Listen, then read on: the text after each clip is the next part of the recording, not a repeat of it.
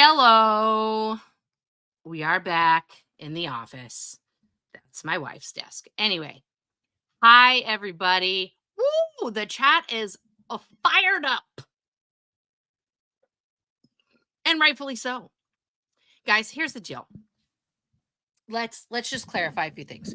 Drama, not drama, truth, lies, innuendo, propaganda, distraction. Okay.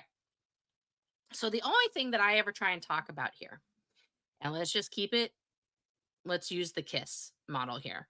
Keep it simple, stupid. Okay. That is the model that I use, and that's what I want to talk about.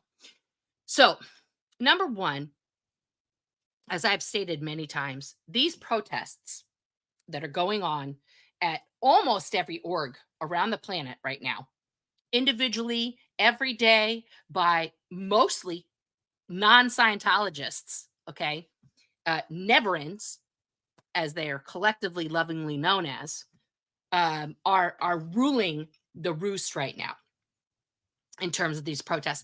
And fantastically, Fluffer Squirrel UK, girlfriend, love you, love you, love you, love you, love you, just keeps giving us more resources and has now come out with a website, which I'm going to share with you guys now, called SPTV Space. Okay. And it's literally sptv.space. That's the address. No dot com or info. It's just sptv.space. On this website, you will see who's live right now, and you can click on those links. And then if you scroll down, here's the new channels, people that are just becoming SBTV vloggers right now, that are becoming YouTubers. I'm so old I said vloggers. That's bad. Okay. And then you can go here. Here's the people who do traveling protests. Okay. Here's the people in LA. Boom. So many peeps in LA. Here's the people just in Pasadena.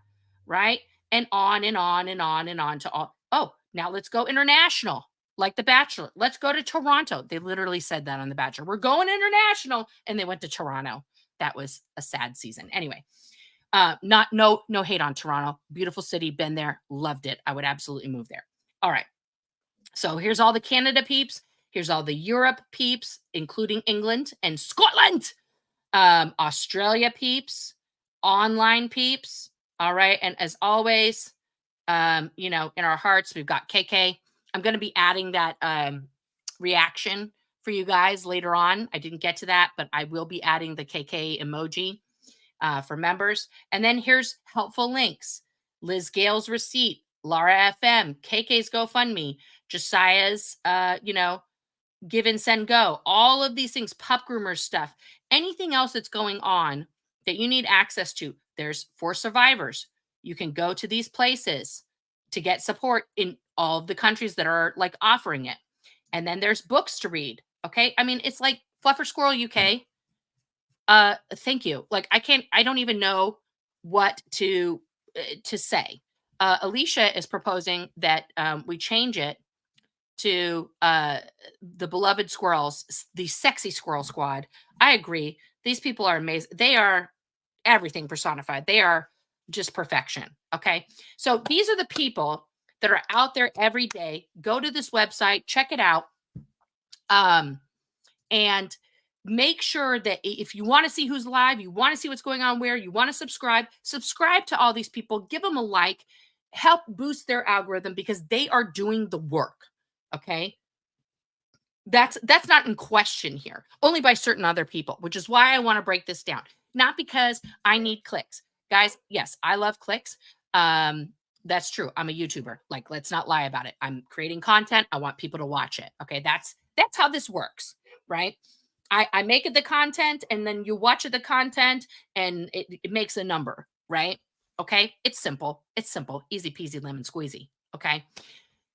What's not simple, okay, is dissecting what is going on, what we should be doing, and all this other stuff, because for reasons that I've speculated at a lot and shown proof of, there is a small faction of ex-Scientologists that really don't like protesting. They do not like it. They do not want people speaking out in any way, shape, or form. There's really like, the only, oh, I got some schmutz on my glasses here. I'm sorry. The only approved protesting, right, has been done by Alex Barnes, aka Apostate Alex, where he did this whole organized protest. He closed the roads in, East Grinstead and did it. And listen, that was a great protest. It is one form of protest. It is not the form of protest. It is not the only way to correctly protest. It was a protest. It had an impact. Good job. But that doesn't negate everything else that's going on right now. Okay? Because what's going on right now is changing the game. We have effectively, and by we, I'm using the royal we and including myself in that, with these protesters around the world, we have effectively stopped the inflow to Scientology. That has never happened worldwide. Never. Okay. So that's huge. And we have people leaving, exiting, reaching out for help, and getting it.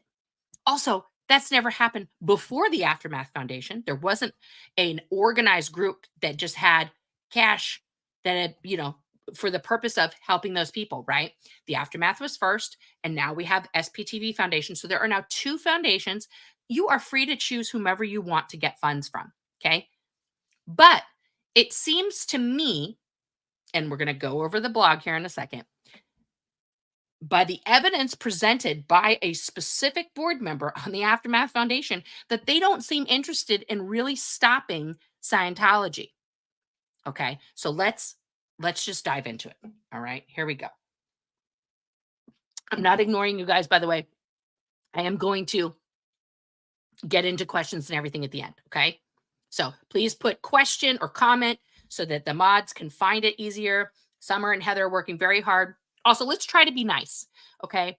I know that in the past, people have been really spicy, and Heather and Summer, I want to say, they do a really good job of trying to like eliminate that nastiness. I can take a spicy question. That's fine, okay? But let's be nice to each other in the chat. Let's ask genuine questions that you want answered. Even if it's directed at me personally, that's fine. But let's keep it, to polite conversations today, if we can. Okay, this is a charged subject. It's very like, did I say charged? That's bad. I used the Scientology term. But, it's got a lot of weight to it, okay? So let me pull up Stephanie's blog here, okay? And we're going to get started. So let me get that. Here we go. All right. So let me just put myself at the bottom here. So here is Stephanie's blog. So this one is called There Is a Wrong Way. This is her post. She just posted this today. Okay, so this is breaking news, guys. Breaking news. All right. She wrote it. It's right here. Okay, so the whole disclaimer at the bottom of her blog here is like, you have to give full credit to her and say where it came from. So it definitely came from her. It came from her blog. I will drop the address here. I did put it in that's not it, Nora. I did put it in the description. I'll drop that. Oh, where'd it go now? There we go. Read more. I was trying to copy and paste the address and then I deleted it. Sorry about that, guys. But what would it be? It wouldn't be a Nora stream if there weren't some technical difficulties. All right. God, my allergies are murdering me. Okay, here we go. Scientologists are taught that they are superior beings to the rest of the world. That is a fact. Using techniques designed to isolate members from the outside world, Scientologists are taught that, quote, wogs, Hubbard's derisive term for non-believers, taken from the very racist British term for wog, which means like an Asian person, okay? Because Hubbard was super racist. So let's not get it twisted. Are out to get them. This is very true. Statement number 2, true from Stephanie. Those outside the bubble want to destroy Scientology, the only good thing on this planet. Now, this isn't worded very well, but that is what you believe when you're in Scientology, okay? Mankind's only hope. Also, again, true. Scientologists regard non-members with scorn, condescension, and wary tolerance. True. Their duty is to save us in spite of ourselves, ungrateful and ignorant as we are. Yes. Such an us versus them mentality is one reason it's so difficult to convince a cult member to leave. Now, this has to do with any cult. This is just a blanket statement. Also very true. Okay. So far, no lies told, no exaggeration, nothing else. I'm going to give her a fair review here. Already preconditioned to suspicion and smug superiority, even the calmest attempts at logical discussion will be met with resistance. Now, this is not totally true right now. Okay. As we have witnessed, there have been a few Scientologists, a few Scientos that have actually engaged in a conversation with the protesters who are asking genuine questions, right? Who are like, hey, when did you get into Scientology? How long have you been there? What have you gotten out of it? Those questions have garnered an absolute genuine response from Scientologists. Then what happens is, as we've seen time and time and time again, if they're standing near the org, a senior Scientology Sea Org member will come out and scoop that person up and swoop them back into the building, right? As if we're not going to notice that. But like when I was protesting in Seattle by myself and I was talking to the woman that was standing outside there, she occasionally had a reaction to me, but also occasionally, just basically was like trying to, zone me out, right? And she didn't do a very good job at that, as you can see, because I was really trying to engage her in a conversation. I didn't shout about Xenu. I didn't shout about the clear cog. And that's everybody is welcome to do whatever they want. Okay. But my genuine questions to her and letting her know that she could have a life outside of Scientology, letting the security guards watching me, they could be making bank. Okay. So it's all a different way to do it. There's artistic protesting, etc. So let's move on.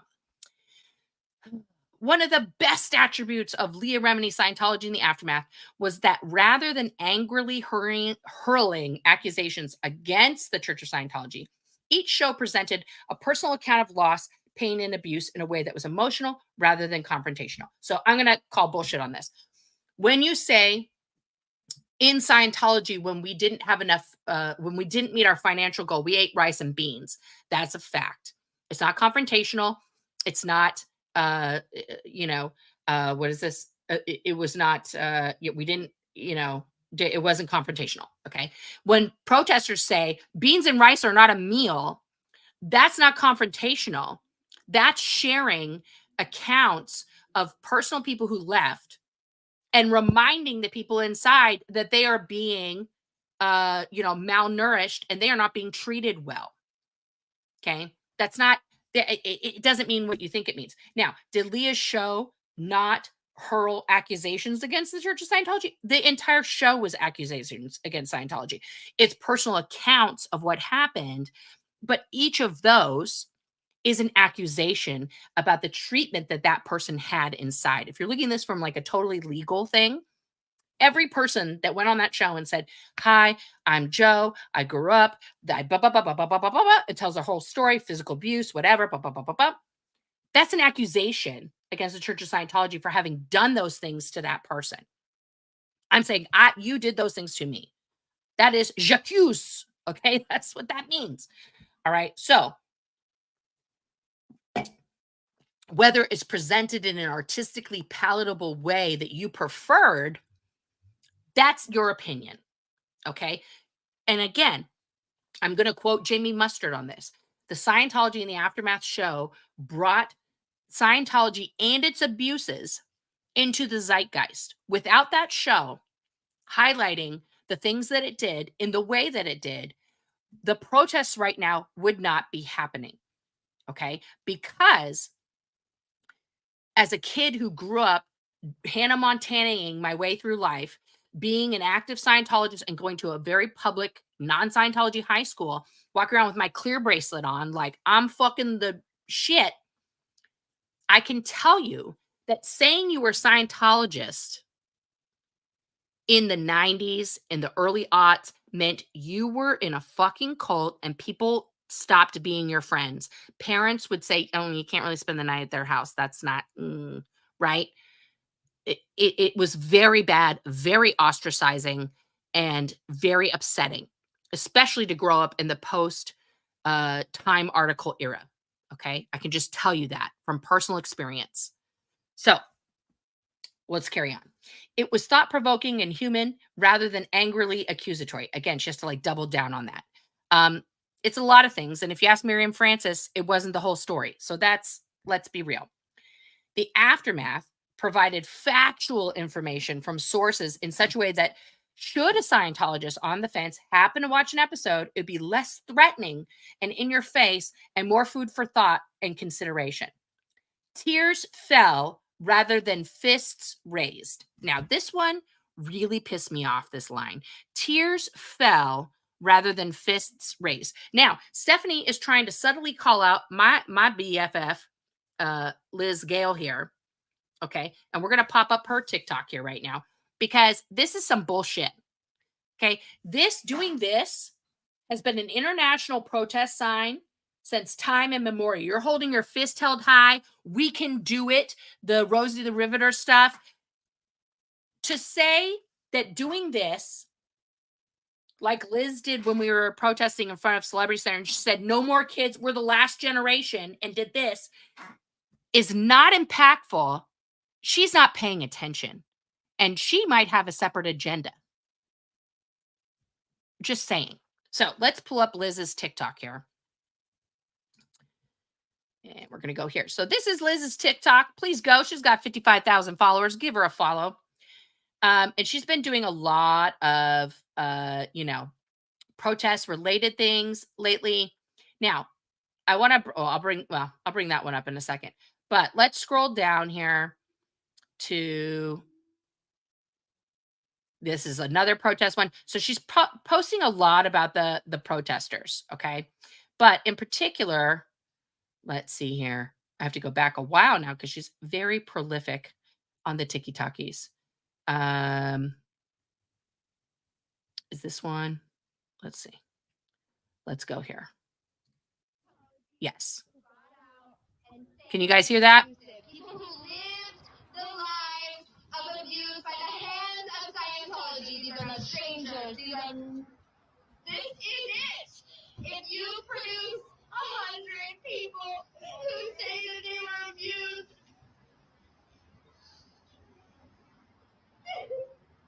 how many would you? No, you got it. Take it. Hold it. Keep it. Hold it. It's fine. We have two. My brother is on this list. My brother did not make it out of Scientology alive. Google him, Philip Gill. You can read his suicide note on Wikipedia just like I did. And that's a whole rabbit hole. Scientology doesn't work. It doesn't work for people who join the Sea Org, and it doesn't work if you pay $20,000. It doesn't work. And that's all it has. Okay, it's not that one. But that's one piece of her speech from that night when we protested. And the next one, because Liz is very good at talking. Let's see here. Why am I not seeing all of it? TikTok is so weird. Okay, I got it. Oh, I see. Here we go. Now I'm on her actual page. See, this is like, what, guys? I don't do a lot of TikTok. I'm going to be honest. Mostly, I am on Instagram. I scroll on Instagram and YouTube. I got to get better at TikTok. I don't have 1,000 members yet. This is Liz talking about her art. If you guys haven't seen Liz's art, also please go look at her Red String project, which is unbelievable. Okay, so there's the e-meter. We brought that out. Let's see here. I'm going to find it in a second.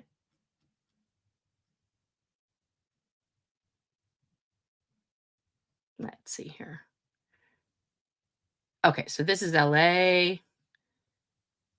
Here we go. Scientology. Scientology. This is your message. You have messed with the last generation. And the wrong ones. Longer. Nora reads, Nora does.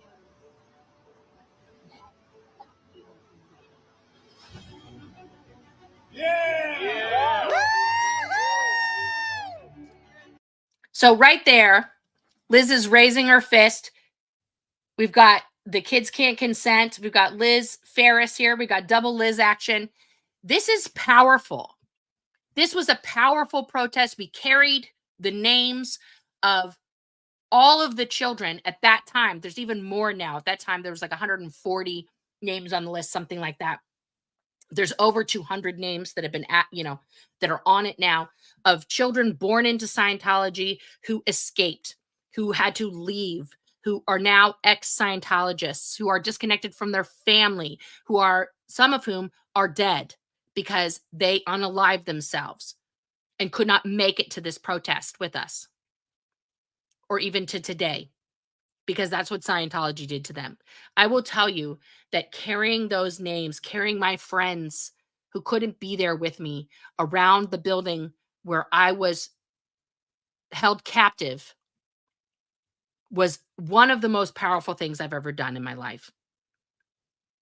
And I can tell you right now, when we were talking and standing right there, there was a security camera pointed right at us, and we were talking to them. They could hear us. There is nothing more powerful than protest. This has shaped nations.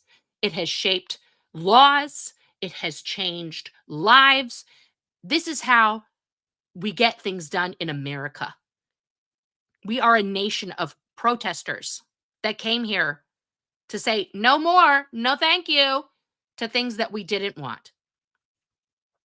Okay, so let's get back to Stephanie here. So tears fell rather than fists raised. Activism since Ramini's multi-award-winning documentary has been, for the most part, about exposing the fraud, abuse, crime, and deceit of this so-called church. Focus has been on the policies and actions of the cult. True. Former Scientologist Debbie Cook understood this approach, using facts to expose the issues. Her letter to her fellows was not angry or accusatory. Rather, it appealed to Scientology's own belief system in seeking change. Now, I did receive Debbie Cook's email that fateful day all those years ago. Let me see here. I knew there was one thing I didn't bring up.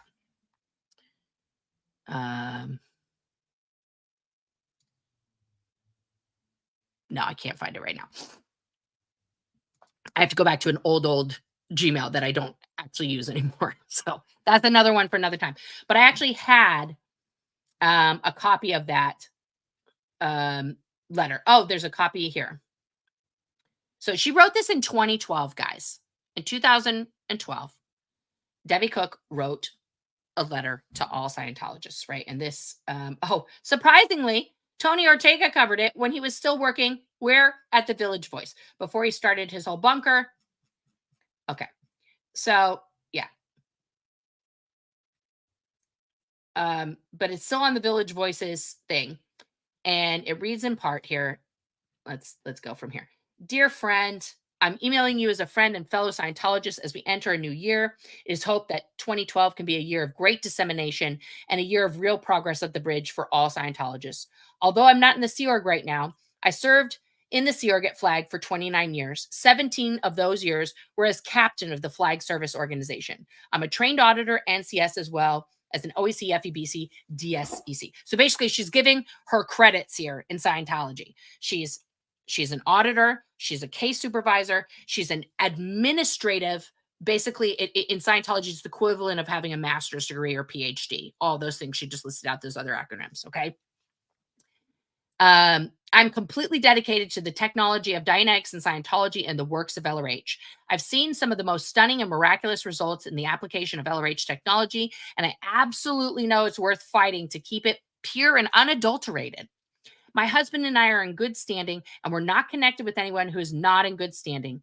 We have steadfastly refused to speak to any media, even though many have contacted us. But I do have some very serious concerns about Out KSW, that's Keeping Scientology Working, Series 1, that I see permeating the Scientology religion. So at this time, when she wrote this, she's still a dedicated Scientologist. She believes 100% in LRH, Dianetics, and Scientology.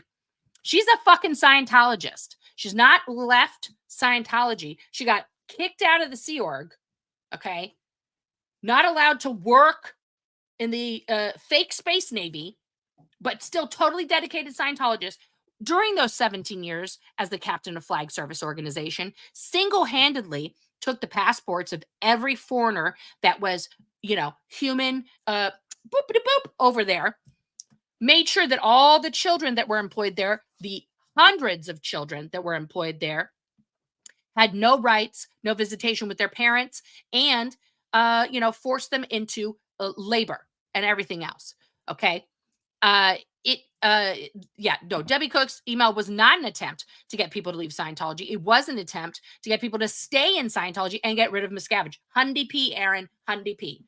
So she's just like giving her creds because she wanted anybody, she was desperate for anybody who got this email from her to be like, come with me to the golden side of Scientology. I'm going to save Scientology with you. Okay. Now, a bunch of people did leave after getting her email. I'm not going to lie, because they were like, oh no, Scientology's in trouble. Okay, so I have the utmost respect for the thousands of dedicated Scientologists and Sea Org members. Together, we have come through everything this world could have thrown at us and some real impingement on the world around us. I'm proud of our accomplishments, and I know you are too. However, there's no question that this new age of continuous fundraising is not our finest moment. Oh, did you get sad that you raised so much money and it wasn't going anywhere, Debbie? Were you trying to come clean on the fakakta fucking superpower, building? I mean, give me a break. Give me a break. So then she puts an LRH quote in here: drop no curtain between the organization and the public about anything. So technically, the public's supposed to know about everything, right? There's not supposed to be any secrecy. Ask Mike Rinder about that. There's an entire OSA book written about the secrecy, and she knew that. She's just trying to, pepper it with good stuff. All right. So actions that are either not covered in policy or directly violate LRH policy and tech include the extreme over-regging and fundraising activities that have become much more part of nearly every Sea Org. This is facts. It's actually not L. Ron Hubbard policy to just grotesquely finance and get donations the way that they're doing. That's actually true. I mean, he does say to get the donations and shit, but the extra created IES levels, super brilliant, meritorious, Maximus, whatever the frack it is, that's all Miscavige in an effort to just get more money for himself because he's greedy as shit. And the OT committee, that wasn't even an LRH thing. That was something they made up. Hardworking Sea Org members and the dedicated staff of orgs around the world aren't choosing to do these actions, nor are the OTs. I'm sure they would be more than happy if they could just get on with direct dissemination. I'm Jewish. Oh, you're. What is this? From Amy. I'm Jewish and I'm impressed with your Yiddish verkakte, verklempt, and schmutz. Yes, thank you. I'm sure they would be more than happy if they could just get on with direct dissemination of Scientology as they have done for so many years. But the truth is that this is being driven from the very highest echelons within the Scientology structure. And clearly there's a lot of pressure to make targets that are being set. Insane pressure. Even before these new statuses and everything else came in, I can just tell you the pressure that you are under in a Scientology organization every single week to make your targets, to do more than you did the last week, to deliver more, to find more people to do is in it, you have never, it's yeah. I can't, it is soul crushing. It is a driver for me personally. The after effect is I have a very hard time relaxing. If you were to touch my shoulders right now, guys, it feels like my table just all the time. It's like a table. I go to get a massage, go see a masseuse, and they're like, ma'am, what happened? What happened to you? I'm like, Scientology. That's what happened to me. That's what happened. The IAS International Association of Scientologists was created unbeknownst to L. Ron Hubbard in 1984 by Mark Yeager and David Miscavige. Where is Mark Yeager, by the way? I haven't seen him for a while. Where the fuck is Mark Yeager? This was supposed to be based on LRH policies on the subject of membership, and HASI, which is the Hubbard Association of Scientologists International. That's what he created. So they dropped the Hubbard because fuck that guy. He's dead. And now it's the International Associations of Scientologists. They took the other three letters and they just dropped Hubbard out of it because fuck the dead guy, right? However, the IAS is nothing like the membership system described by LRH, which only has 2 memberships and is covered by this policy letter, right? There are 2 memberships and they were a lifetime. You could be like, 6 months and that was free, or you buy a lifetime membership and it costs like $150 or something. And that was it. Just $50. You're a lifetime member. That was it. All right. So LRH lists the international annual membership and gives a cost around £10. Oh, I'm sorry. It was $30. I overreacted. He also lists lifetime membership, which is priced at $75. Okay. So the annual, you could renew yearly, $30. Lifetime was $75. I was a little bit off, but furthermore, membership monies are supposed to go directly to the org where the membership is signed up, and the money used for dissemination, multimedia promotion by that org in that area. Blah, blah, blah, blah, blah. Currently, membership monies are held as INT reserves, international reserves. It's a secret offshore bank account, okay? And has grown to well in excess of $1 billion. This was in 2012, guys.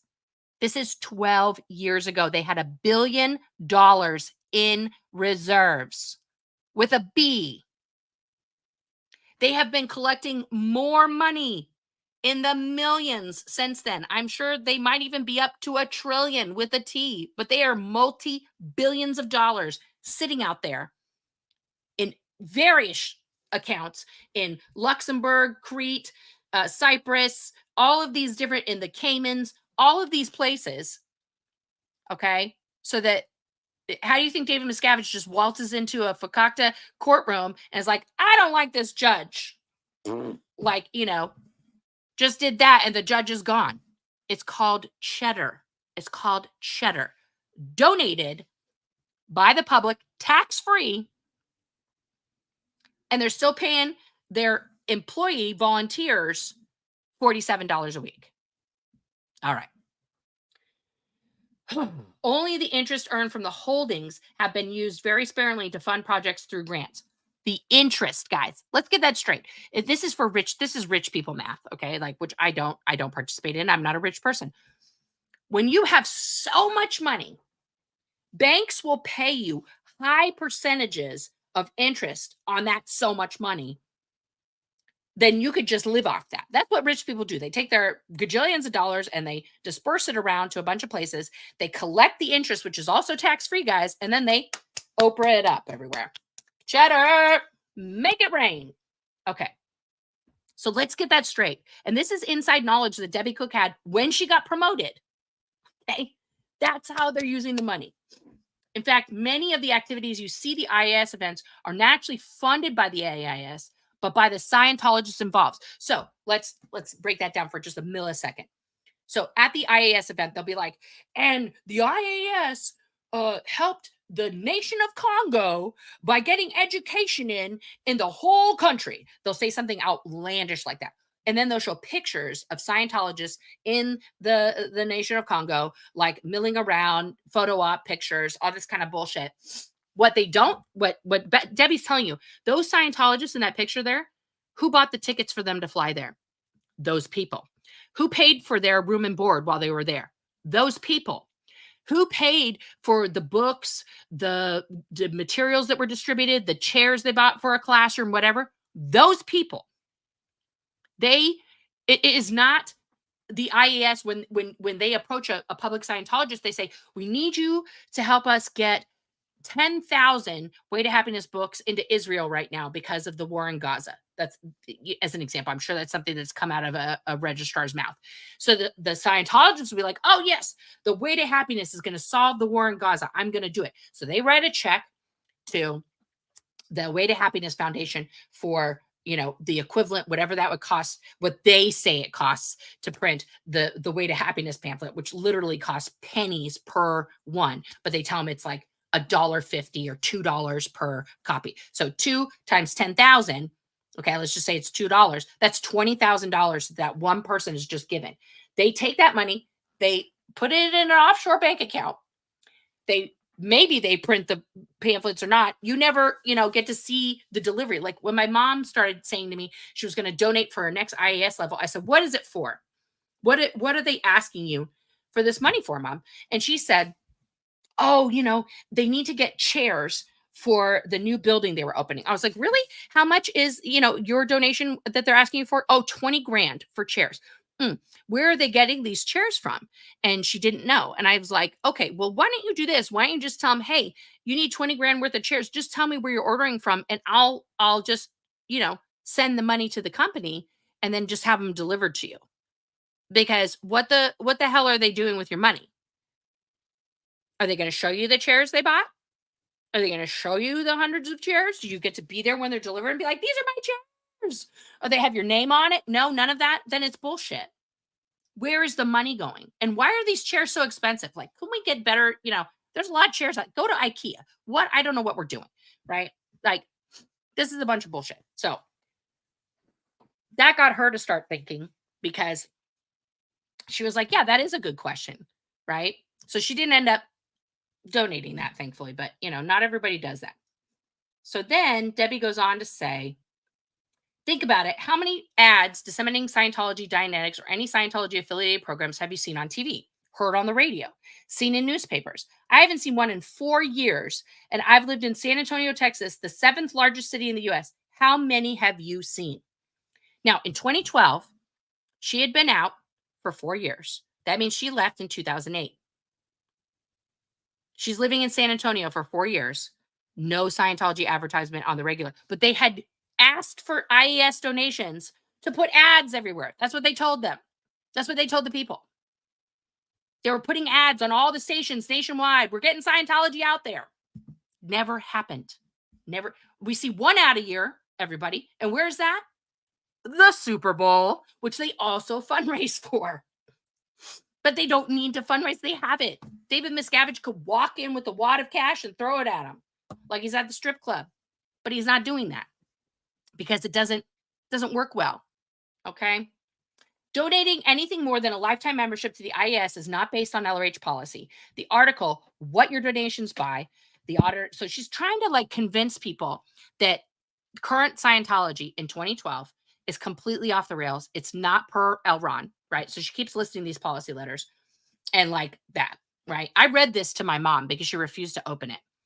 And she was very cranky about it in 2012, let me tell you. This is right before my mom left. We got this email. One day I'd love to rehash that with my mom. Anyway, New org buildings, LRH never directed the purchase of opulent buildings or the posh renovations or furnishings for every org. I'm sorry, what? What? We've just seen the tiny tyrant dance his little twinkle toes into Austin and Chicago to unveil these beautiful, enormous buildings. And now we saw that he's trying to get, was it 9 more open by the end of the year of these ridiculous buildings that are funded by the public? You know why? Because people are remembering this letter. They're finding it in their inbox. They're wondering, where is Debbie Cook? Let's keep going.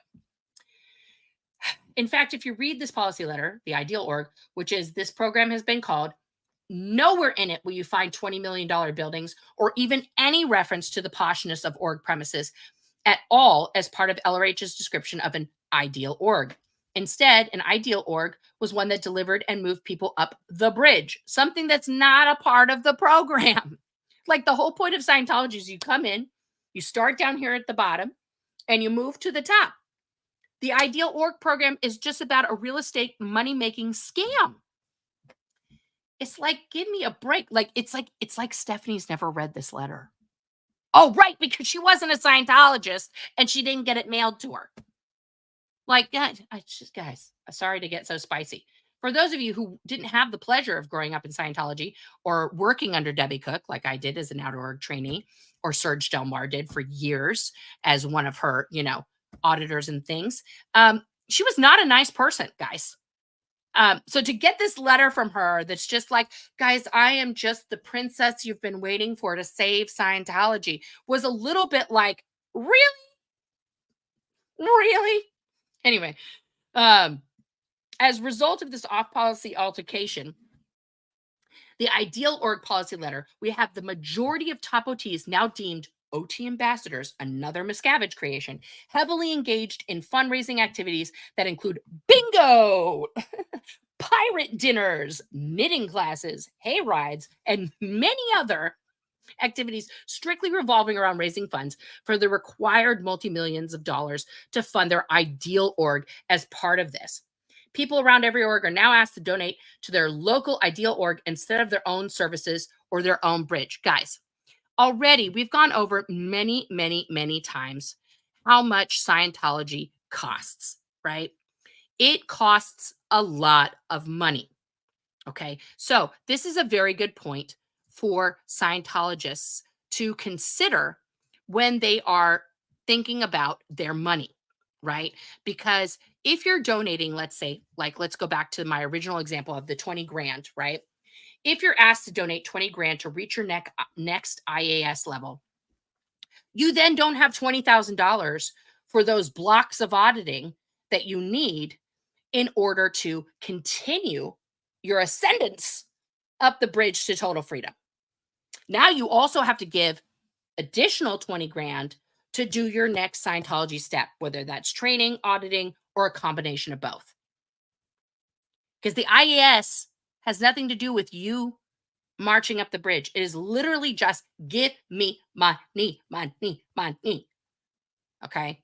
It is like the most annoying toddler on a planet who's gotten a cookie and can't live without another cookie. Okay. So then she says, yet these distractions are rampant as they're being used as fundraisers to get the money for huge quotas being issued to fund the ideal org. If the org slumps, don't engage in fundraising or selling postcards or borrowing money. That's a quote from Elron. Just make more income with Scientology. It's a sign of very poor management to seek extraordinary solutions for finance outside Scientology. It always has failed. For orgs as PCs, solve it with Scientology. So what that means is you're supposed to start doing more Scientology, making more auditors, making more clears, making more people complete their next step up the bridge. Okay. Not for running a legal GoFundMe to just drain people's bank accounts, Apple, of their money when you need a new shiny thing. Okay, Scientology. So every time, this is more quotes from Elron. Every time I myself have sought to solve financial or personal in other ways other than Scientology, I have lost out. So I can tell you from experience that org solvency, that means the ability for the org to pay its bills, lies in more Scientology, not patented combs or fundraising barbecues. Oh, getting called out by the man himself. The point is that Scientologists and OTs need to be training, auditing, and disseminating to raw public. That is really what Scientologists call non-Scientologists, raw public, not regging each other or holding internal fundraisers. So then she goes on this whole role about the tech is out of whack. It's so technical. I don't want to get into that. Blah, blah, blah, blah. The OT guys are getting messed up because they're getting asked to come in and do checks too many times. The fast grades at Flag, this was literally a program where if you came in and paid extra money, you could get through these things that took months in a week. Okay. Just total BS. Right. And it is a high crime. That's a word in Scientology, meaning it's like the worst of the worst crimes. Right. Right. More recently, the fad seems to be that nearly everyone needs to redo their PURIF and do a long objectives program. Sound familiar? What did he announce? What did Davey announce at the last event? Oh, right. We're going to start selling Dianetics books again. That's the key, guys. That's the key. right? Let's just sell Dynex books. Let's go back to the beginning. We're going to go back to Hubbard. Like that's, but yeah, this redo the pure. I cannot tell you how many people who reached OT8 because there is no OT9 and 10, guys. Were then told, uh-oh, hot dog, you got to go to redo your purif and redo the whole bridge because we found all these errors on everybody's case and that's why you're not succeeding in life. Like, wait a minute, I'm already OT8. I'm cause over matter, energy, space, and time. How am I not succeeding? I did it. I'm a success. Oh, no, you're not. You got to do it all over again because there's nowhere, there's nothing else to do. Right? So now, blah, blah, blah, blah, blah, blah. Okay. So the truth is that I spent weeks working in the empty international management building at INT. Uh-oh. Revealing too much truth here, Debbie Cook. Empty because everyone had been removed from post. When I first went up lines, I was briefed extensively by David Miscavige about how bad all of them were and how they had done many things that were all very discreditable. This seemed to explain the fact that the entirety of Watchdog Committee, which Claire Headley was a part of, no longer existed. The entirety of the executive strata, which consisted of ED International, Guillaume Lessev, and 11 other top international executives that were top executives in their particular fields, no longer existed. Those jobs didn't even exist. They weren't there. They just erased the jobs as if it wasn't a thing to do. The Commodore's Messenger Org International no longer existed. This was the organization that started on the vessels with Elron that were staffed entirely by children, continued to be staffed by children till time immemorial. You had to be, the younger you were recruited into Commodore's Messenger Org International, the better. Those kids, Jenna Miscavige was in the Commodore's Messenger Org International. Okay. A lot of very intense people were, and they were the most dedicated, the hardest. One of those people walked in, you just whatever you need, sir. Like, you didn't ask questions, okay? Because they were in the Commodore meaning Elron, his personal org.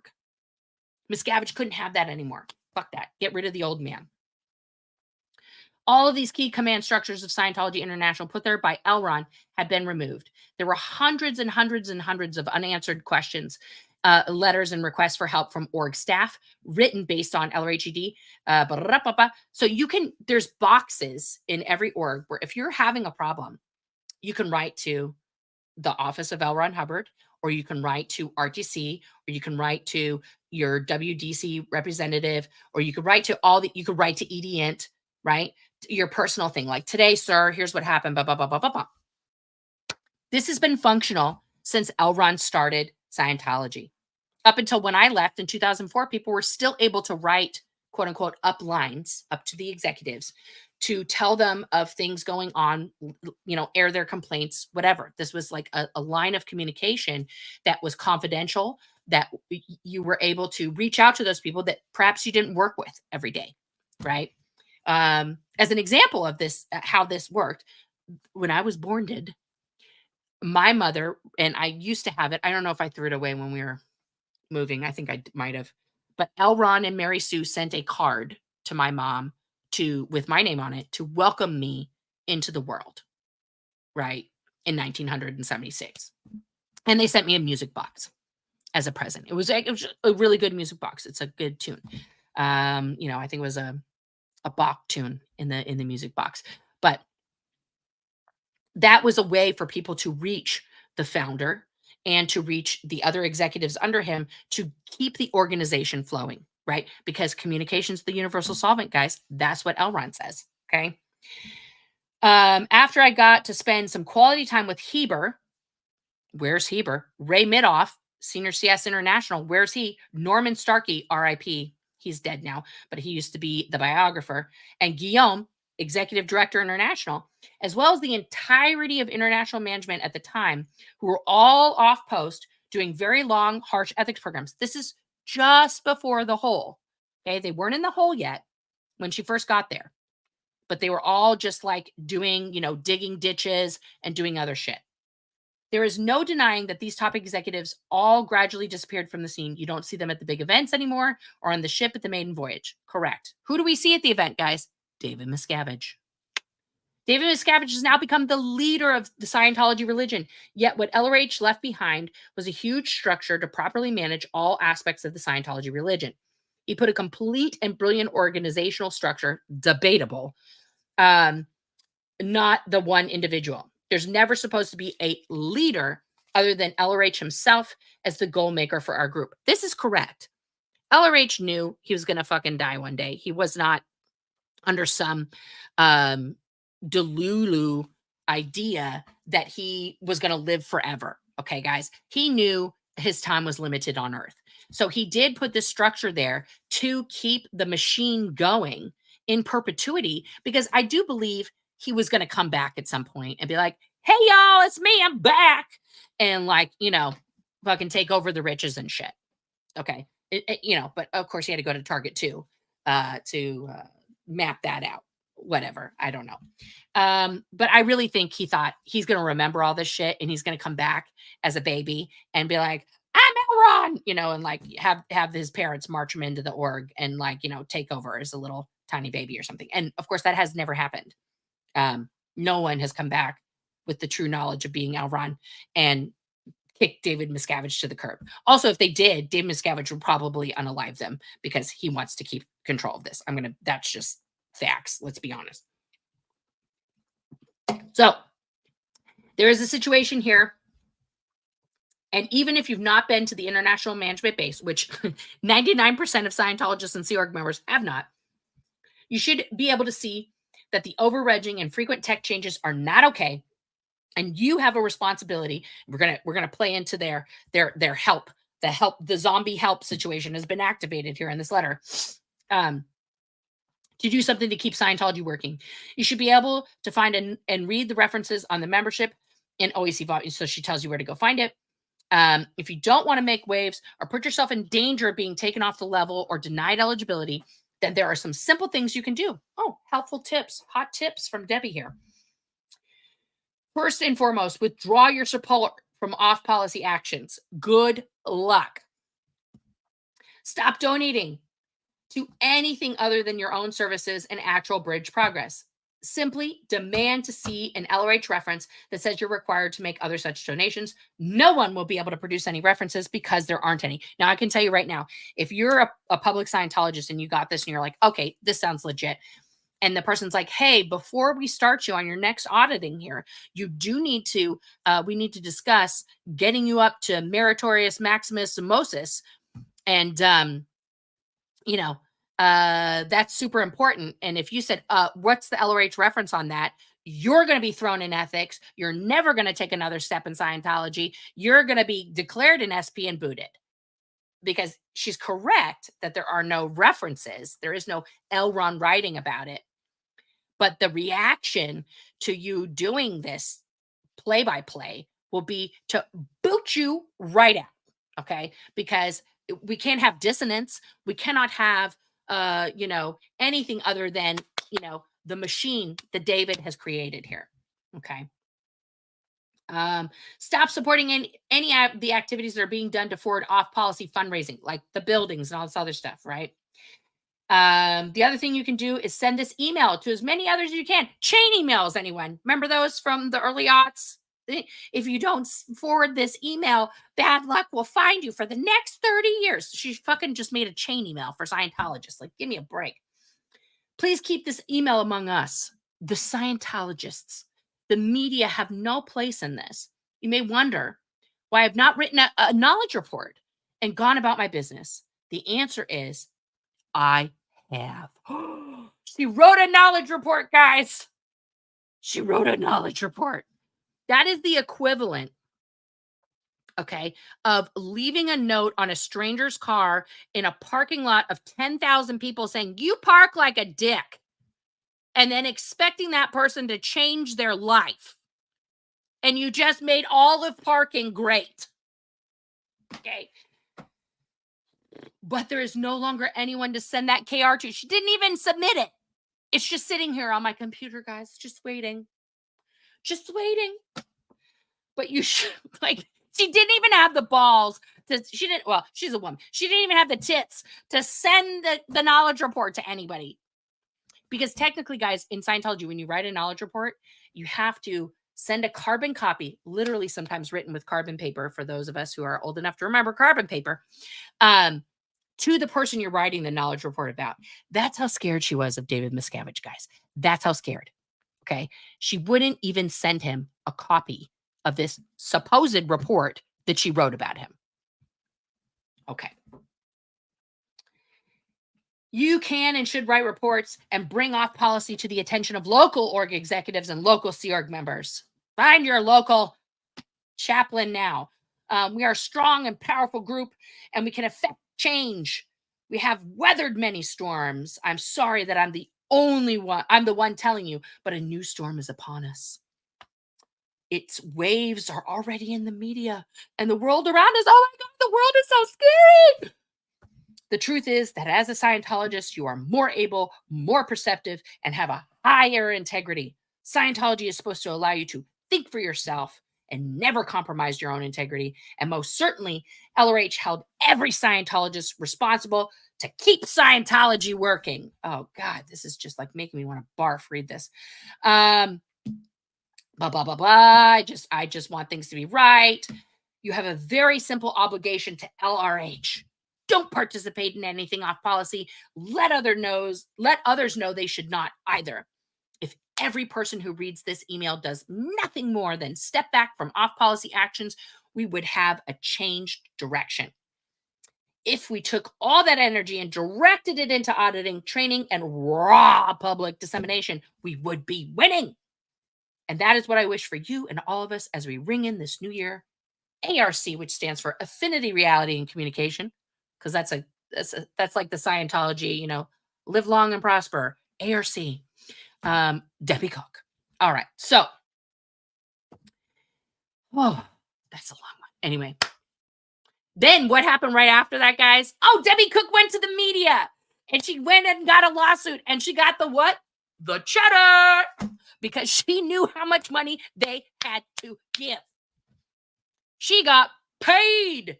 And now what is she doing? What is Debbie Cook doing? Oh, former Scientologist Debbie Cook understood this approach, using facts to expose the issues. So yes, her letter was directed towards current Scientologists at that time to tell them, hot dog, David Miscavige is cray-cray. And let's do Scientology the right way. She wasn't in any way, shape, or form not trying to get Scientology to be done, Stephanie. She wants Scientology to continue. I believe Debbie Cook probably still feels the same exact way today. If anybody could talk to her, she'd probably be like, yeah, fucking Scientology is great. I still use it on myself every day. I'm doing a condition right now. Okay? So to use this as an example just shows me that is proof without question, because I just read you guys a letter, that Stephanie is supporting Scientology. If she doesn't understand that by posting Debbie Cook's letter, like she doesn't read English then, okay? Over the years, this exposition of Scientology's reality has begun to crumble away at the cult's foundations. Membership is down, revenue is shrinking, and people are challenging the practices now that they know what to look for. Is Scientology done? No. But there has been progress. Angry attacks, hostile confrontations, shouting abusive recriminations, got to use a $5 word in there, at individual Sea Org or non-involved passerby. Guys, this is a shout out to the La Poubelle protests. This is her underhanded way of saying, we shouldn't be talking to people who are just going to a restaurant, guys. That has nothing to do with Scientology. For those of you uneducated in the La Poubelle protest technique, most importantly, it's directly across the street from where? Celebrity Center International, who curiously has one dedicated camera just pointed at La Poubelle. Okay. Secondly, the owner, Francois, I forget her last name, wrote a letter to the judge on behalf of Danny Masterson, a character letter, in which she basically says he's totally fine. And when confronted by protesters who are saying, why would you support a convicted rapist? What's wrong with you? Logical question. Okay. Her answer to that has been to ply her patrons with excessive alcohol and then goad them into confronting, assaulting, and getting into shit with the people protesting outside every single night. Calling in false police reports, calling in false fire department reports, on and on and on. Now, what has this done as a result? A, her business is going way down because people who are passing by, seeing the posters, talking to protesters like I did that night, are like, I will never fucking go there. Fuck Sciento. They are like into the whole, they're like, oh my God, I didn't know it was associated with Scientology. Absolutely not going to go there. Gross. Okay. For people who think, oh, this is just evil. Why do you want to destroy someone's business because they have a like, obscure association with Scientology? When you support evil, you are evil. There is no getting around that. When you spend your dollars, that is giving your support. When you walk into a store, you are patronizing it. You are giving that store your support. Okay. So if you find out, let's just throw out a big controversy right now. P. Diddy. If you go right now and buy Sean John apparel, you're supporting a PEDO and a child trafficker galore right now. You're giving him money. That's what you're doing. If you are going to Target and buying one of his old CDs, you're supporting him. If you're playing his music from your Apple Music collection, you are paying him dividends in every play you do. That is giving your support. He is an evil person, and you're supporting evil, and therefore evil. Does that mean everything that you've done in your life is evil? No, that act is evil. Okay. And continuing to do that is creating more evil. It's funding evil. So we all have a choice of how to support things or not support things. Okay. We can give our dollars to something that does the opposite of that. That's support. Or we can stand outside the evil and say, this is evil. Don't go in here. Don't support them because this place supports that place right there. And this person who owns this restaurant thinks that rape is okay. Those are facts. Those are undeniable facts. Okay. So let's get back to this here real quick. As they walk down the street, it's not only counterproductive, but worse, it's solid proof that wogs are evil and not to be trusted. No, no, no, no, no. No, no, no, no, no. First of all, why are you keep using this word? What's the matter with you? Why are you so racist, Stephanie? It's not a good word. Don't say that word in England. That's a terrible word in England. It's the N word in England, for those of you that don't know. Like, it's just awful. That Hubbard was right. Society is a hostile and frightening place. Now, anyone living in the year of our Lord 2024 knows that Earth is a hostile and frightening place, guys. I don't know what to tell you. There's a lot of stuff going on that isn't just Scientology protesting. Okay, there's a lot. If you guys hadn't, noticed, there's kind of a lot of weird shit going on. Okay. As a never-in, okay, we finally get to that. Even I know that in Scientology, literally everything is carefully controlled information. This is true. But as you guys saw when I was talking to that Sea Org member outside the Seattle org, what did she have in her hot little hand? She had one of these. She had a cell phone, guys. What does that mean? She has a window to the internets. That is something that Sea Org members never used to have. And I'm surprised they still let Sea Org members have these things after what Ronnie Miscavige did by learning about Scientology on his Kindle. Anyway, unless they have it totally nannied down and she can't go on anything, it's possible. But It's still a window. Okay. The left hand may not have the rank to know what the right hand is doing. Oh, are you going to try and quote Leah right now? Are we bringing Leah into it? I wouldn't. I wouldn't. You don't know her, Stephanie. She's not your friend. She's not sitting with you.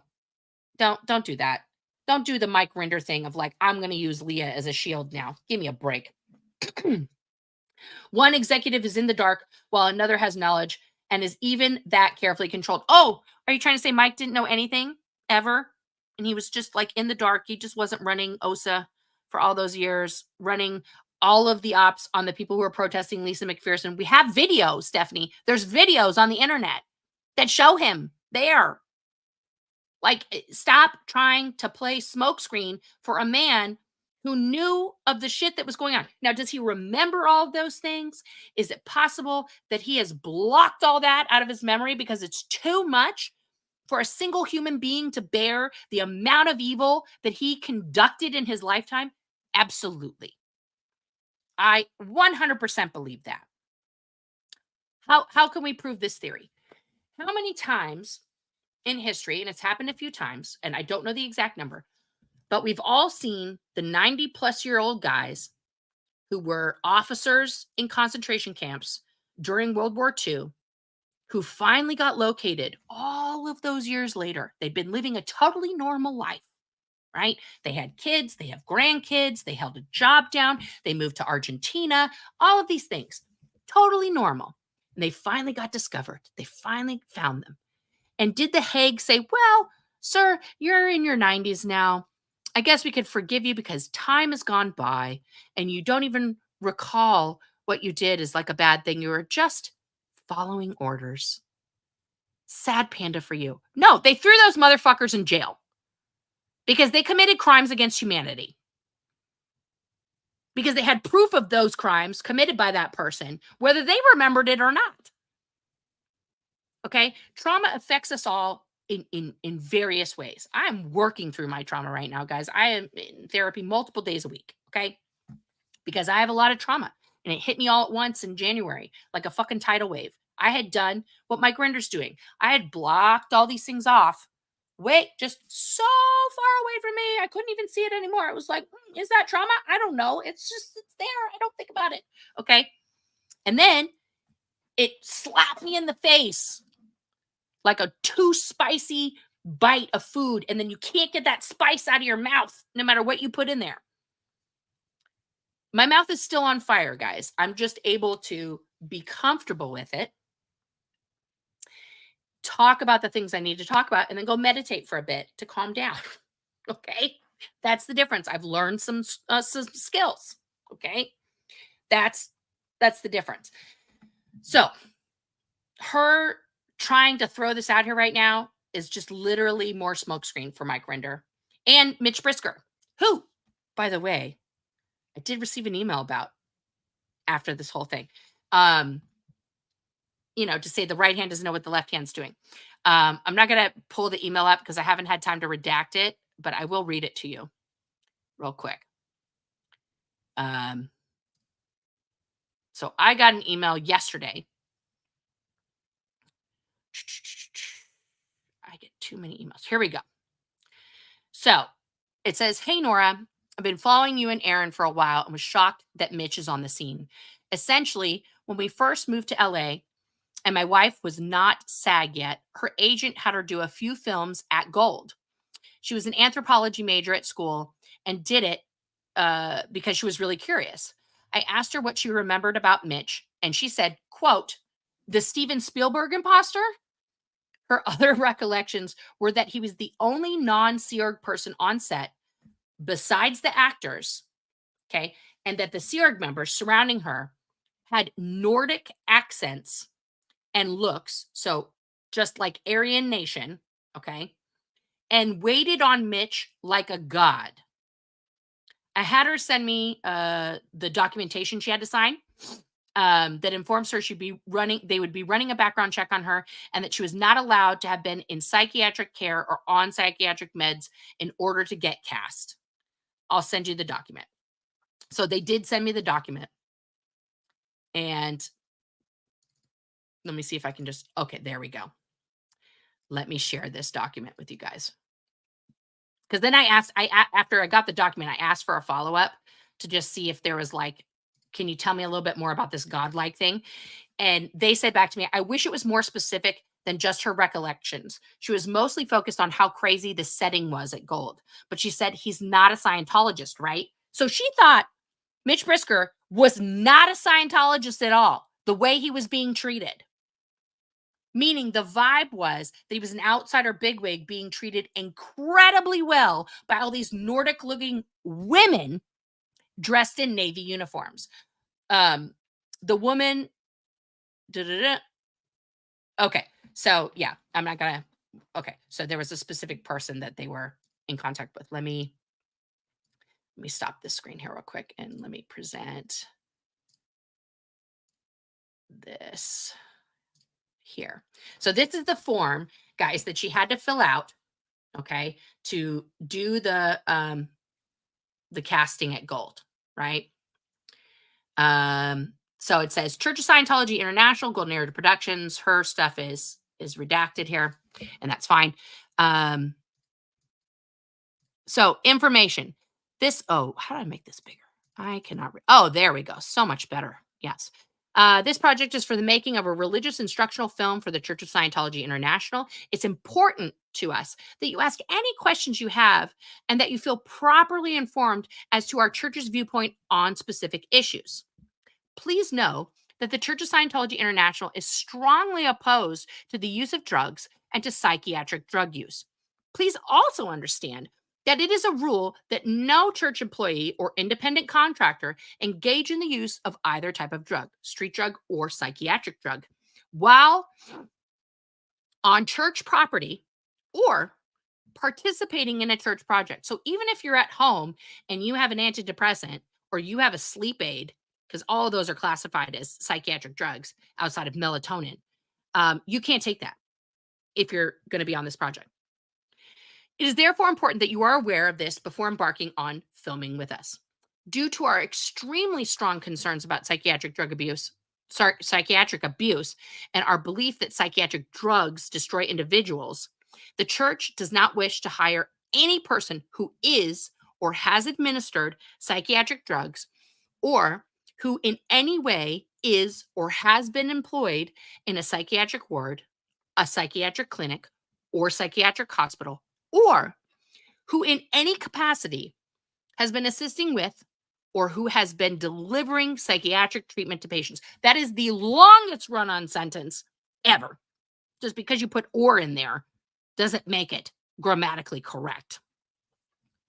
So you can't have touched psychiatry or their drugs or their people or their places, okay? Please confirm by your signature that you do not have any personal objections to doing an instructional film for the Church of Scientology and that you are in agreement, you agree with, refraining from the use of either street or psychiatric drugs while on the church property or participating in a church project, and that you are not in any capacity connected with the psychiatric profession. That means if your cousin is a therapist, you can't be in their film. Okay.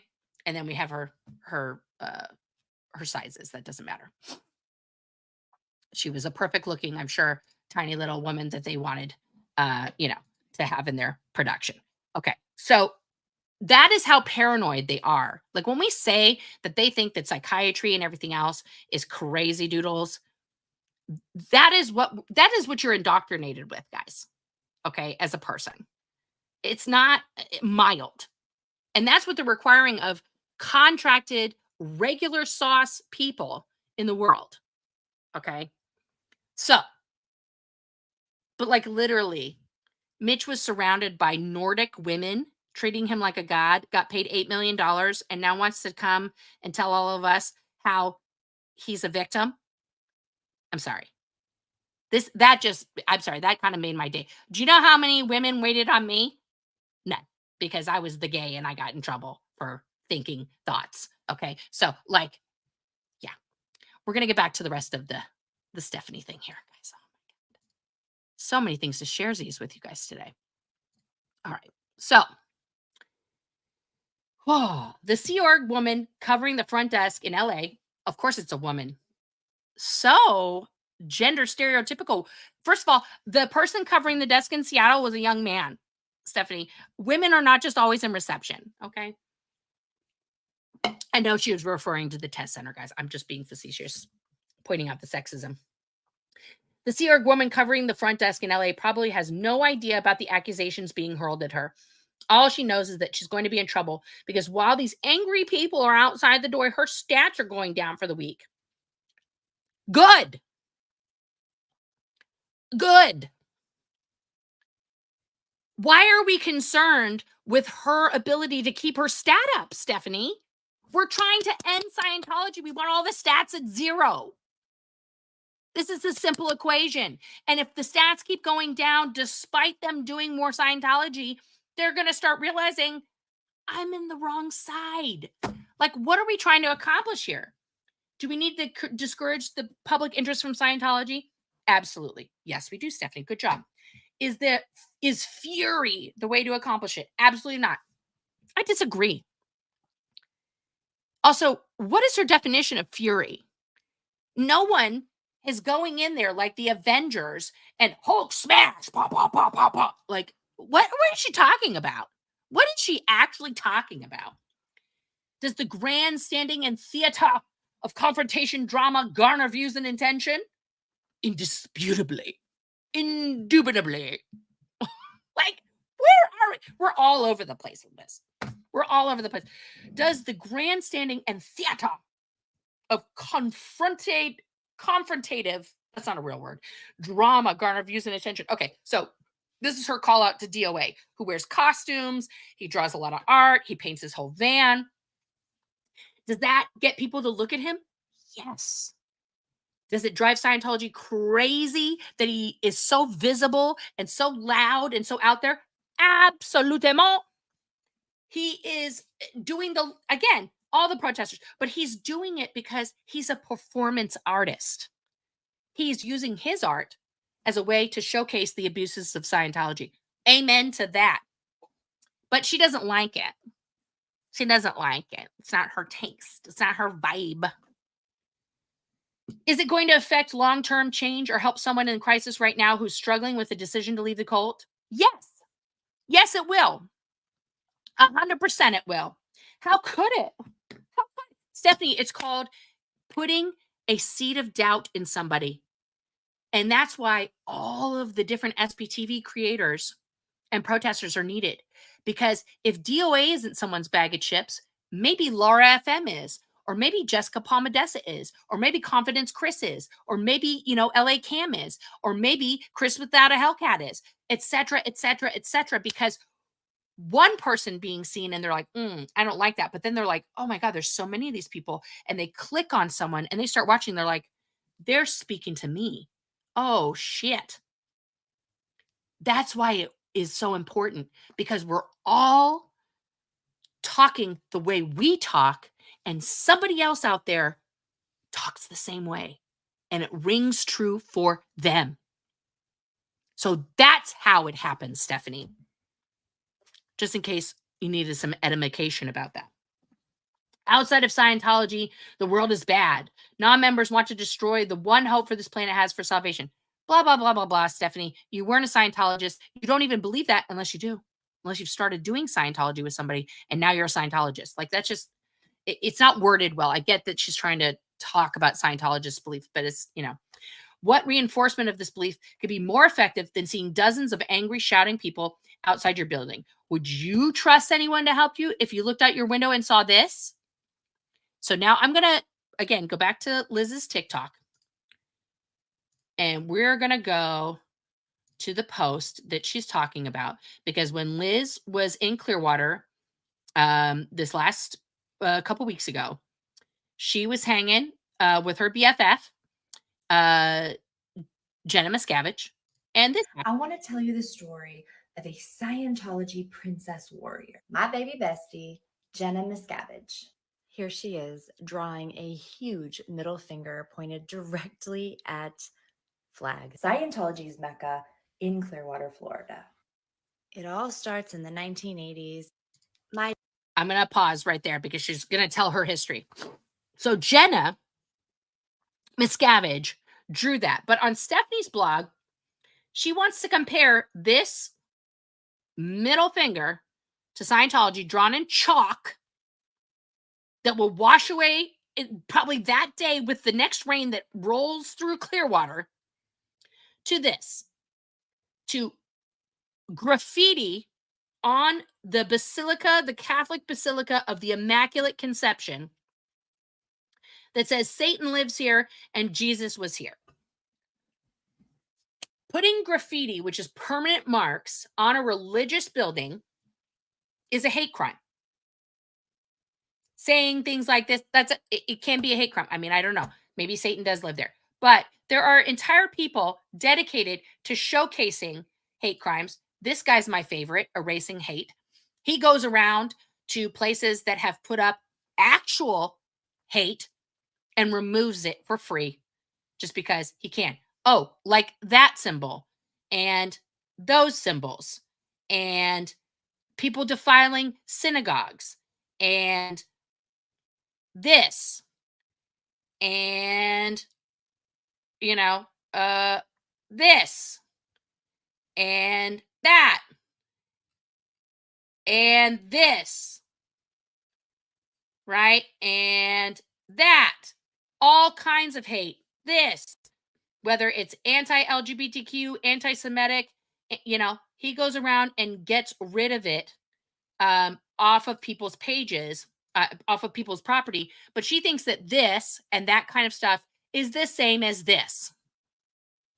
Telling the cult that you escaped from, go F yourself, very publicly, is not the same thing as coming up with a hateful symbol or word to plaster on them to make them feel fear, to make them feel ostracized and put aside and that they should be put to death. It is not the same thing. And it's disgusting to me that somebody who's on a board for a foundation that is claiming to try and help ex-Scientologists would then keep bashing ex-Scientologists for telling the world in their way, you don't own me anymore, Scientology. I am free. This is a symbol of freedom. This is a symbol of, you can't control me anymore, Scientology. I know so many people are going to screen cap that and make it into something else. That's fine. I don't care. So I did look up like chalk sidewalk protests, right? And this article here, watch where you chalk, because the sidewalks talk, the First Amendment and ephemeral occupations of public property. So you do have to know, chalk is a popular form of political protest, especially among young people whose activism is energizing contemporary movements against police violence and in support of climate justice. Okay, but you do have to watch out, because in some jurisdictions, it is also a crime, prosecuted as vandalism. Okay, as if the writer permanently damaged the property with spray paint. Okay, so you do have to know the laws of where you're at. Okay, but it doesn't mean that it's the same unless your jurisdiction says so. So please look up the laws in your local area before you draw with chalk as a protest outside of anywhere or on your own. Like sometimes HOAs can get you like kicked out of the fucking neighborhood because you let your kids draw on the sidewalk with chalk. It's insane. So you really have to understand that. But the fact that she's trying to make these two things equivalent is beyond me. Is like, it's not. We're not even in the same universe. We are literally talking about, this hat, okay, and this dongle. Like, it's not the same thing. It's what? So in my description here, I did put a link for the sptv.space. of course, always the SPTV Foundation, which is here. And let me put that back up here. Boom. Okay.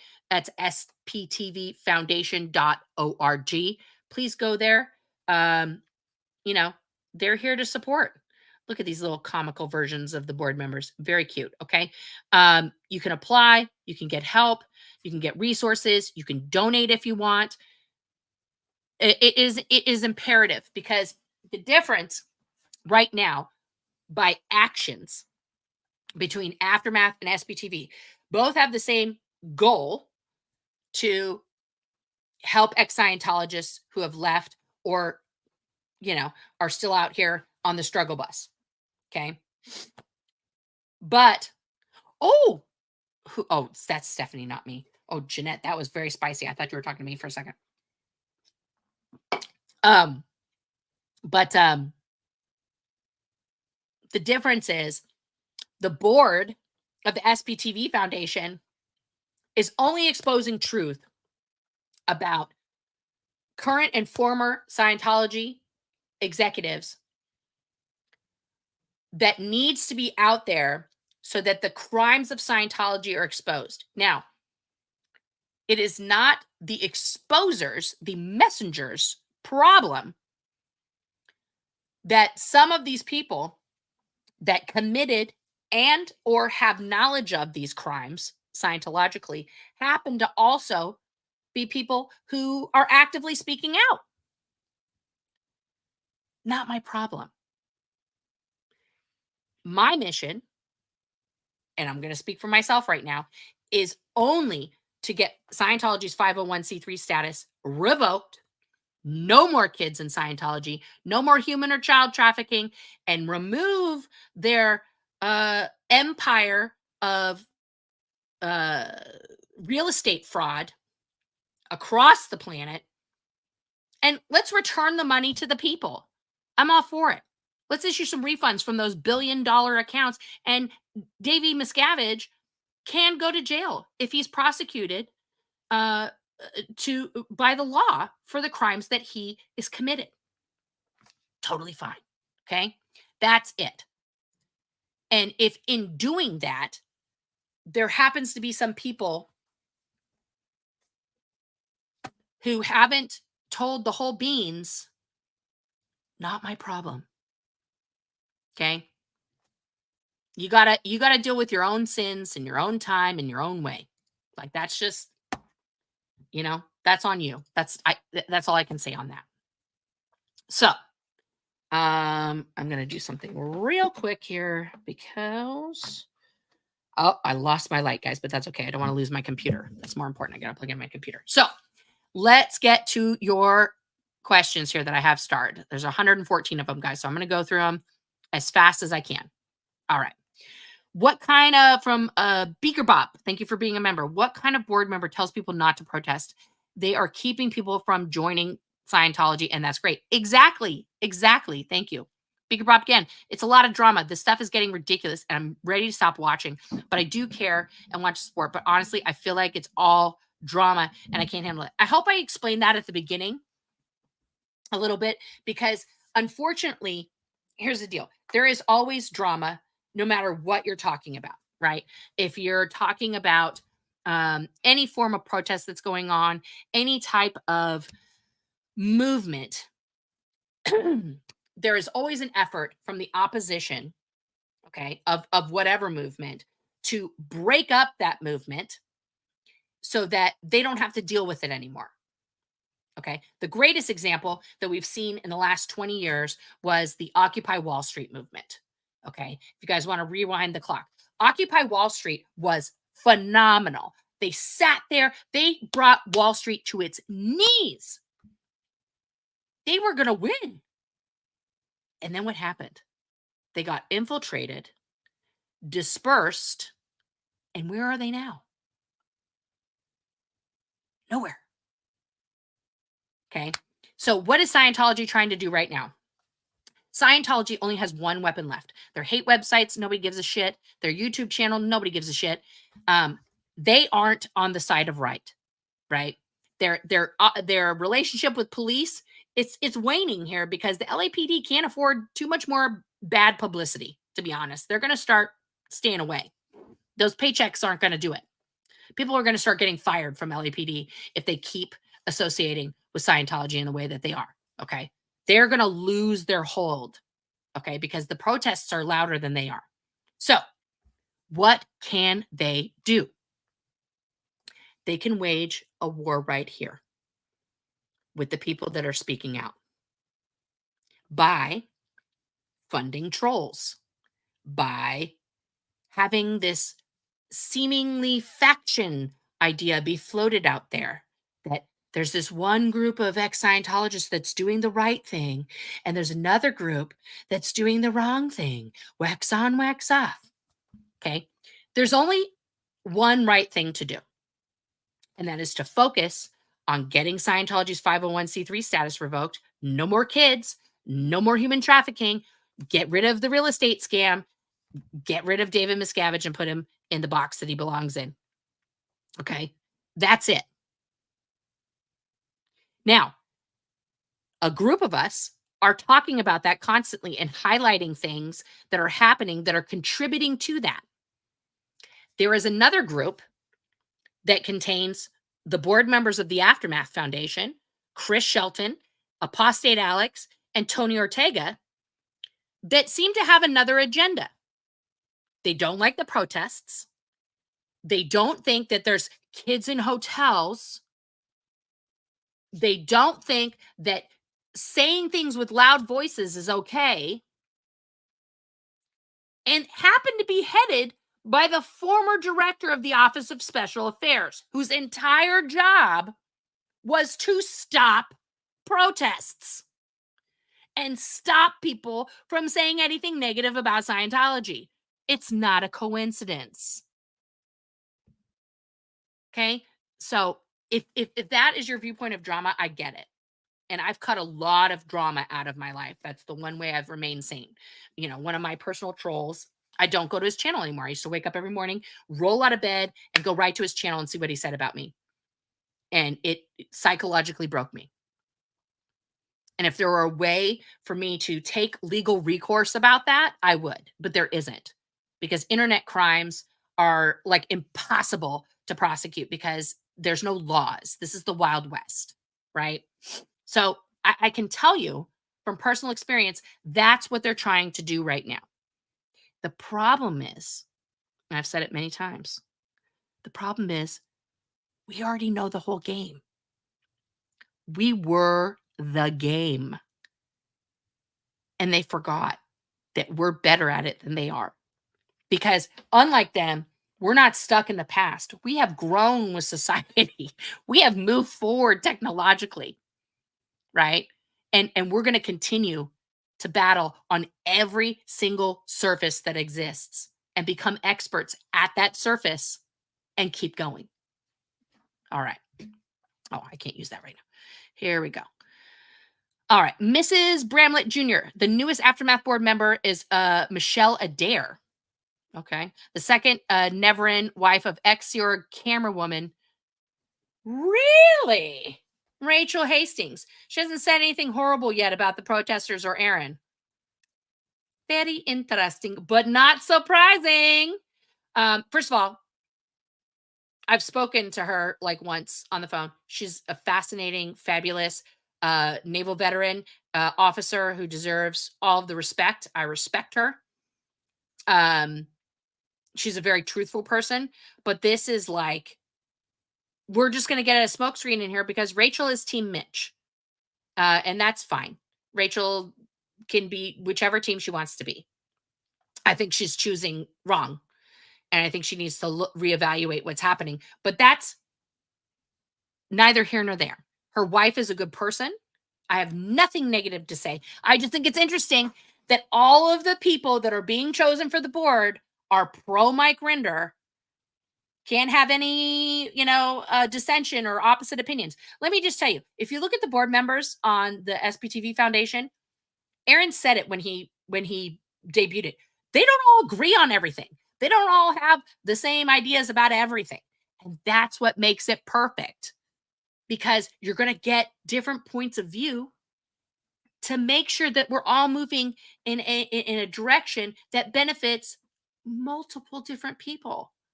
The Aftermath board has been stacked deck for people who are Mike Rinder or bust, and they're going to protect him with their life. Now they've got a naval veteran to like add cred. You know, they had to find a military person. You know why? Mike Brown's active duty military, guys. So they're like, we need a military person. We can do it. Also, she's the gay. It's a twofer. She's like a diversity hire. It's insane. They didn't have any gay members on their board, and now they do. Now they could be like, we love gay people. Shut up. That's just stupid. All right. Smooth Steve, SPTV, and NYC. Beaker Bop, there's a difference between drama and organized anti-protest of Scientology, PSYOPs, which is exactly what this all is, including Brisker, including Aftermath Foundation, and ex-Scientology execs. Thank you. Thank you, Smooth Steve. Exactly what I just said. Up Mayo, Gia at Gia, it sure is, loves the scratch of her own pen. Yeah. Okay, this is a comment about Stephanie. All right. Beachcomber. Oh, guys, please hold. Oh, my wife just texted. She said, I love you. I love her too. Let me just write back.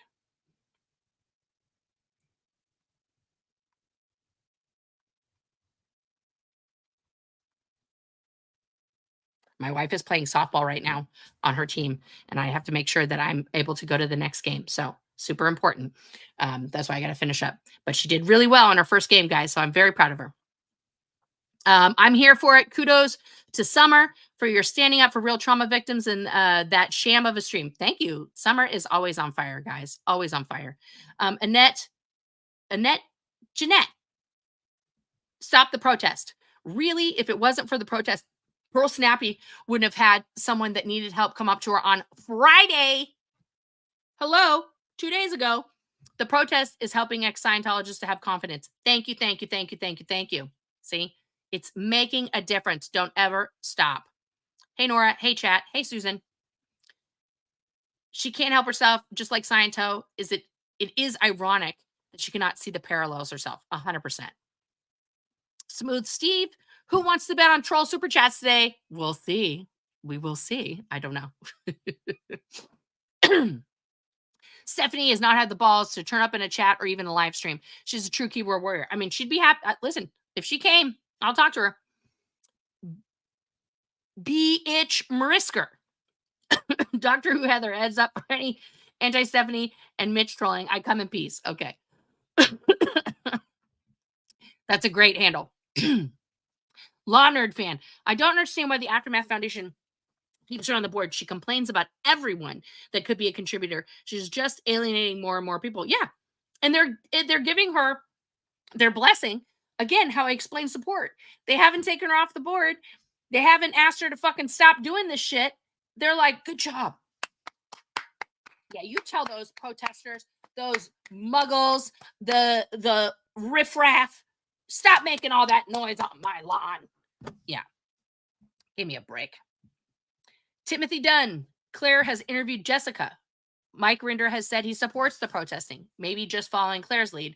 So is the Aftermath board fractured? No. Yeah. They interviewed the one protester who Mike Rinder can remember her name. Jessica Palmadessa. Interestingly enough, she's a young, beautiful blonde girl who looks like what Mike Rinder was surrounded with in the Sea Org when he was working at OSA and international management. So not shocked that he picks the one hot chick to like be like, oh, well, Jessica's just doing the Lord's work. Like, are you joking? Are you joking? I mean, I'm glad she went on with Claire. I'm glad Mike can remember her name. Palmadessa, not the easiest last name to remember, but somehow he's got it down. Jill Davidson, thank you for becoming a YouTube member. Blake, the Aftermath is Scientologist as a fuck. Yeah. Yeah. Yeah, it is. Beaker Bop, the Never Ends are going to be the ones to end Scientology. Absolutement. Absolutement. Fluffer Squirrel UK. Hey, girl. Hey, y'all. That is the one right there. You go follow her, like, subscribe, go to sptv.space. She's giving us so much help. Please, please, please Go give her a follow. You like my Scottish accent? All right. Well, Caroline, I love you. Love you. All right. Blake. How much money does Mike Rinder pay you, Stephanie? What kind of under the table situation do you have going on? Yeah, I don't know. I mean, she's not making money off that blog, that's for sure.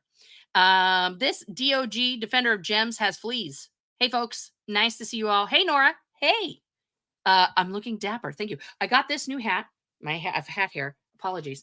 At the Pike Place Fish Market. If you've never been to the Pike Place Market in Seattle, that's the one where they throw the fish and then they yell like, you know, snapper coming down. And then everybody yells it. It's very fun. It's very fun.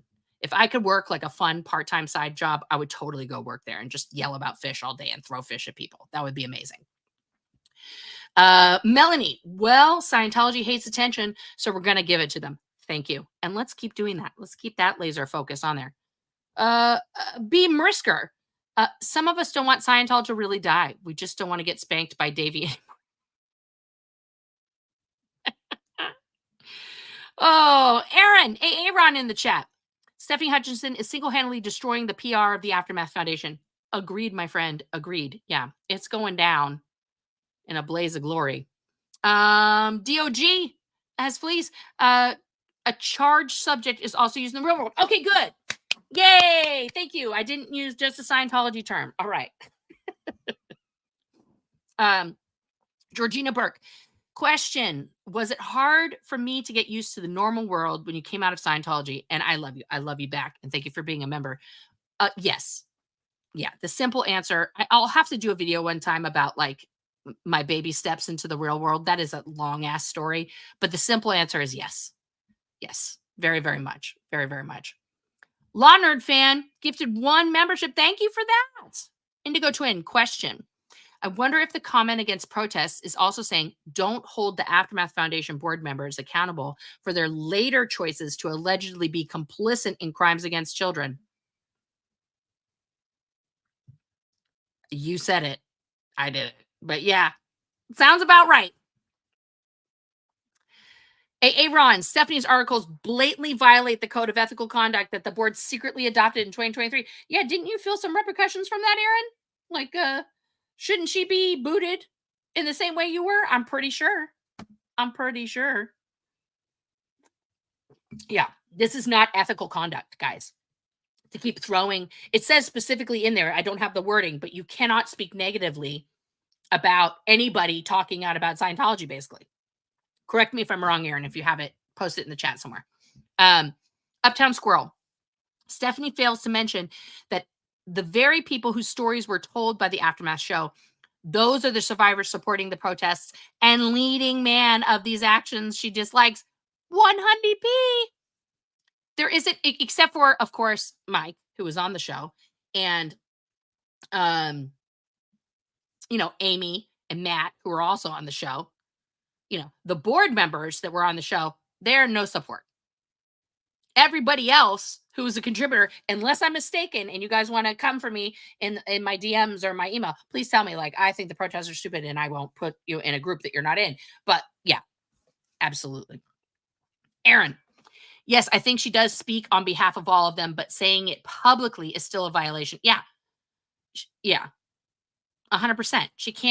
You can't have both things. Defender of Gems. Stephanie's obsession with beating us down is a poor attempt to take the focus off of the offenses of Mike Rinder and his involvement with victims to that lawyer and Child USA all smoke. Yeah, because guys, let's rewind the clock for just a second, just to talk about Mike. When Miriam and Mike situation blew up, the first thing out of his mouth, it's on his blog, I don't want to lose my spot on Child USA. Who the fuck was talking about Child USA, Mike? Just you. Just you. And how did we get to the point where your buddy, you know, Kent Esquire is now gone from not just Child USA, but his firm? Okay? That was you, dum-dum. Talking about Child USA. Didn't nobody want to talk about that? You did that, Mike. I hope Mike Kent sues you for looking like you just ruined his whole life because you had to focus on Child USA. They better be paying you a lot of money, Mike. Honestly, that's crazy.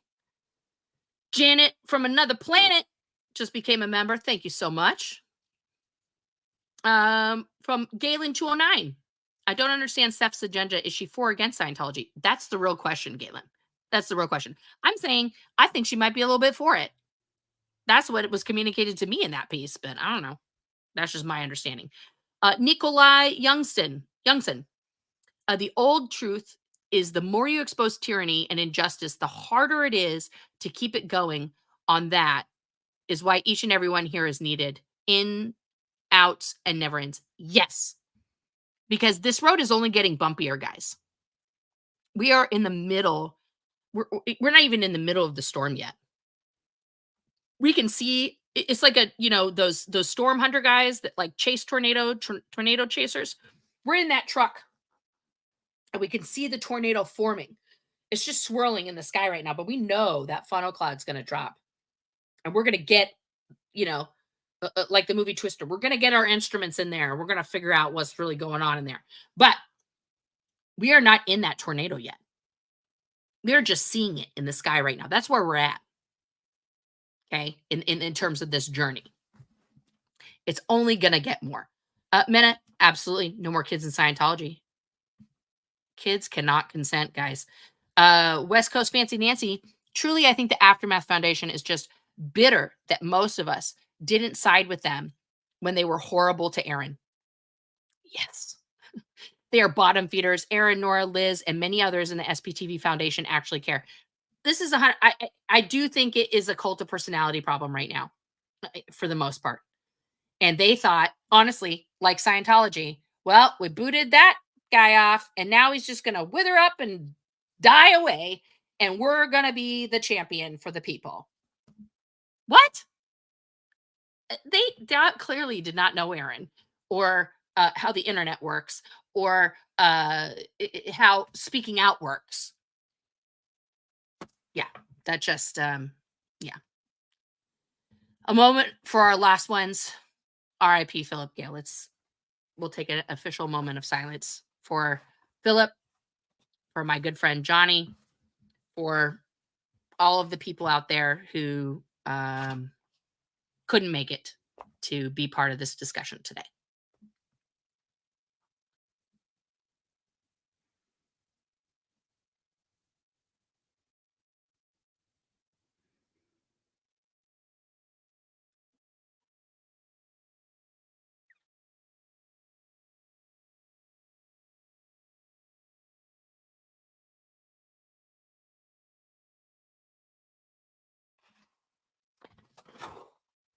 That's a lot to think about there, Alicia, but thank you for that. That's yeah. And that's why I talk, why I speak out. For those of us who, it's like the Lorax. I speak for the trees. And there's a lot of people that are still alive that can't speak out for various reasons. And I speak hopefully eloquently and powerfully enough for them as well. Blake, Claire is just pissed she didn't get to keep Aaron's supporters after she and the others exiled him, basically. Yep. Janet, Debbie Cook is culpable. Yes. Kids cannot consent. Alicia, yes. A harrowing yet beautiful impact protest. I will never forget that night. Never. Yes. It's one of the greatest accomplishments of my life that night. 100% I'm with you. Hey, Aaron, how can Stephanie be so stupid as to not know this and use Debbie's letter as an example of good messaging from protesters? Right? Like, did she? I don't think she read it. I don't think she could have possibly read it. Oh, I brought this up earlier, Amy, but thank you. Thank you for the Yiddish compliment. Vintage Mama Free, thank you for your super chat. And thank you for being a member. While the Aftermath show brought Scientology to the forefront, it has served its purpose. Protesters are reaching the people. The show cannot. And the actual Scientologists, yes, stop trying to relive your glory days, Mike. Thank you. Thank you. It is 2024. Ron, I think Stephanie has completely lost her mind. She's even disconnected from her never-end friends who kindly told her what she's doing isn't a good look. How Scientology of her. How Scientology of her. I'm not grumpy. Thank you for becoming a member. Wonderful. Stephanie, Mitch, and Alex should start a podcast. What should it be called? Well, Fortune Femster and Tignataro, and I'm forgetting, May Martin are all on a podcast. They are all the queer, and it's called The Handsome Podcast with these three people. So I don't know what it should be called, but it's like the opposite of that. All right. Jen Nelson, thank you very much for this, saying I can explain like no other. I appreciate it. Aaron, again, how in the world does Claire not tell Stephanie to stop publishing articles shitting on the protesters and other former Scientologists? It's amazing. As you would say, Aaron, that's adorable.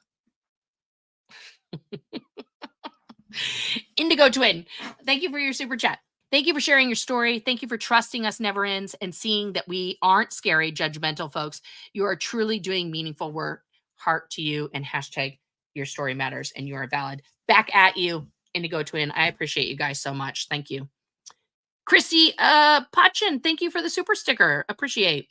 Question from Road.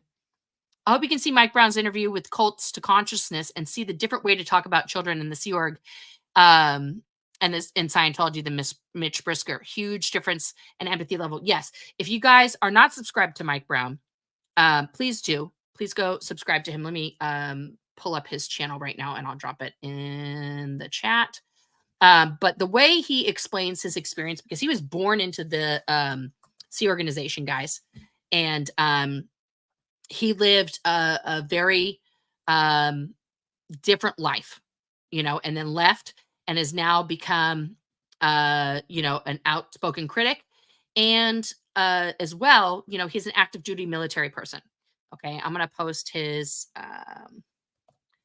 YouTube channel in the chat. So please go like, subscribe, watch his content. He got his mom out, Rosemary. And the other thing that we need to stop that, isn't talked about as much as not getting kids into Scientology is the elder abuse that's happening. She has documented what happened to her in terms of like identity and credit card fraud that they committed. They are doing that to all of their elder members. She is not an exception to the rule. Please go learn about that. And I agree with you 100%. Mike is fantastic. Clearwater Chad. Thank you for the super sticker. Oh my God. Enchanted Warrior. Hi from Queensland, Australia. Good day to you. I love your videos and thank you for all you do. Question. If there are any laws being broken inside of Scientology, why are there not more arrests and lawsuits? From your lips to God's ears, Enchanted Warrior. Because they pay off the government. It's called, making it rain with the money. So yeah, I mean, that needs to happen. It just needs to happen. It's a criminal enterprise, 100%. Cookie 278. I'm way behind, but I wanted to say that the protesters all have different styles. Absolutely. The one thing they share is they are shedding light on Scientology. Stephanie is fair gaming the protesters. Yes, she is. And their different styles is what makes it powerful because it reaches a myriad of people. It reaches everybody. There is somebody that somebody's watching going, I love you. What's going on with that? Okay. Rose Gold, comment. It's beyond delusional self-importance for Stephanie to be preaching these facts to actual former Scientologists. Never mind her effing confidence that she knows what's the wrong way. Thank you.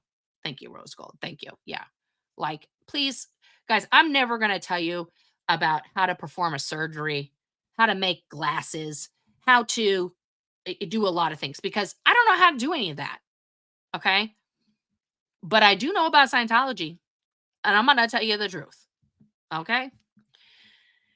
Buckled up Buttercup. Question. Thank you for being a member, by the way. What do you think about just ignoring Stephanie, Mitch, Matt, Chris, and the rest of these idiots? For the most part, I do. In my real life. The reason why I'm highlighting this today is only, I'll be honest with you, if Stephanie weren't a board member of the Aftermath Foundation, I would have just, I wouldn't even have read her article. I wouldn't have given it 2 seconds of thought.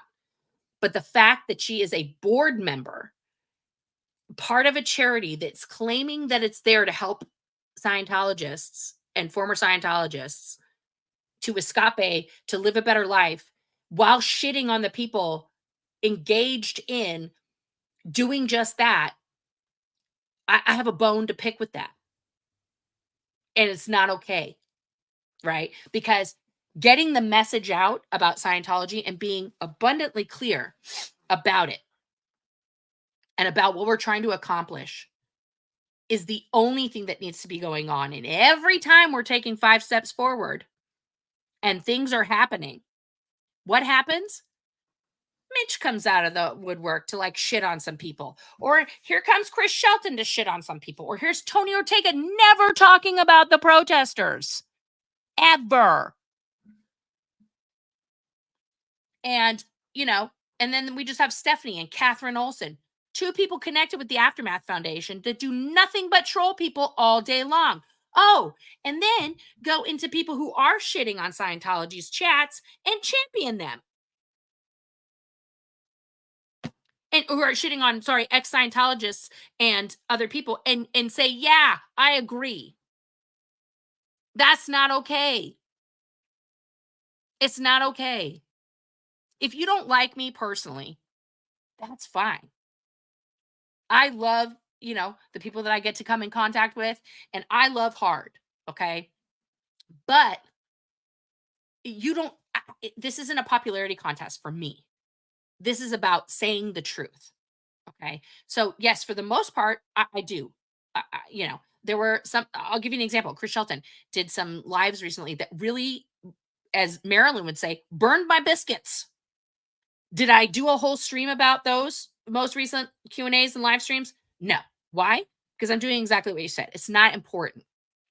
But him deciding to collaborate with somebody who is only causing trouble in our, you know, overall community is sus AF. And tells me that as much as they're like, oh, we're not for the drama and it's drama. They're the ones that want the drama to keep going. Why? Because it takes the focus off of getting rid of the 501c3 status, getting rid of the real estate scam, keeping kids and human trafficked foreigners in Scientology, and keeps David Miscavige in power. So that's what they're contributing to. But yeah, you know, I could do other things. There's definitely other stuff to talk about. But anyway, moving on. Aaron, I'm not aware of any fake accounts out there imitating me at the moment. Oh, well. Good job, Aaron. Good job. Liz, I cannot wait to watch this on replay when my date with the Hubs is over. Girl, you go and give that man a hug for me. I love you and your husband. You guys have a great date. Aaron, what does Stephanie actually bring to the board other than embarrassment? She's a zero value add. Yeah. Oh, Aaron's on fire in the chat today. Does she raise money? No. Does she have any connections into the Scientology world? No. Does she have any insight into the help people leave Scientology? No. Mark Headley's sister's name is actually Stephanie. Well, it's easy for him to remember her name then. From my good friend Diane Eats X. I've been saying from the get-go, I don't think Rinder wants the Aftermath Foundation anymore. Staph infection, Stephanie being on board is proof of that. They're letting her run it into the ground. Could be the strategery. Could be the strategery. Thank you, Marissa. Steph Bauer, comment. Everyone is different. Everyone needs a different approach to start thinking. Not every kid learns it from the same teacher. Each protester is important. Yes, yes, yes, yes. Thank you, Steffi Bauer, and thank you for being a member. Hey, Aaron, when Stephanie gets voted off the board, she can always go work for OSA. She wouldn't even have to change anything. True. Smooth Steve, SPC, SPTV in NYC. I will hand it to these Aftermath people. Talk about a smoke show. I get all hot and bothered looking at these people. Well, alrighty then, Steve. Thank you for letting us all know about your personal kink. That was helpful. Sir Crepidus, I'm late. Based on the title and thumbnail alone, I can see what this video is about. Is my belief that people like Mitch Brisker and Stephanie Hutchinson are the main drivers of this divisiveness. Yeah. You're paying attention. Good job. Night Owl, Stephanie is going to single-handedly take Aftermath Foundation down with her nonsense, and the rest of them are just sitting by in silence. They are their own worst enemies. Where is that ethics clause you snuck in? Yeah, exactly. I mean, here's the deal, guys. Do I ultimately want the Aftermath Foundation to fail? No. Because, like I said, when SPTV Foundation was born and people started having like a whole cow, I personally think more choices is better. Just like in SPTV content land, we have a plethora of choices, right? There are so many choices. And that is what makes it great, because you can choose to watch me, you can choose to watch Aaron, or you can go and watch Mike Brown, or you can watch, Liz. It's like there's so many people, or you can just tune into SPTV Space and just watch the live protests. Okay, there's so many things to see and observe.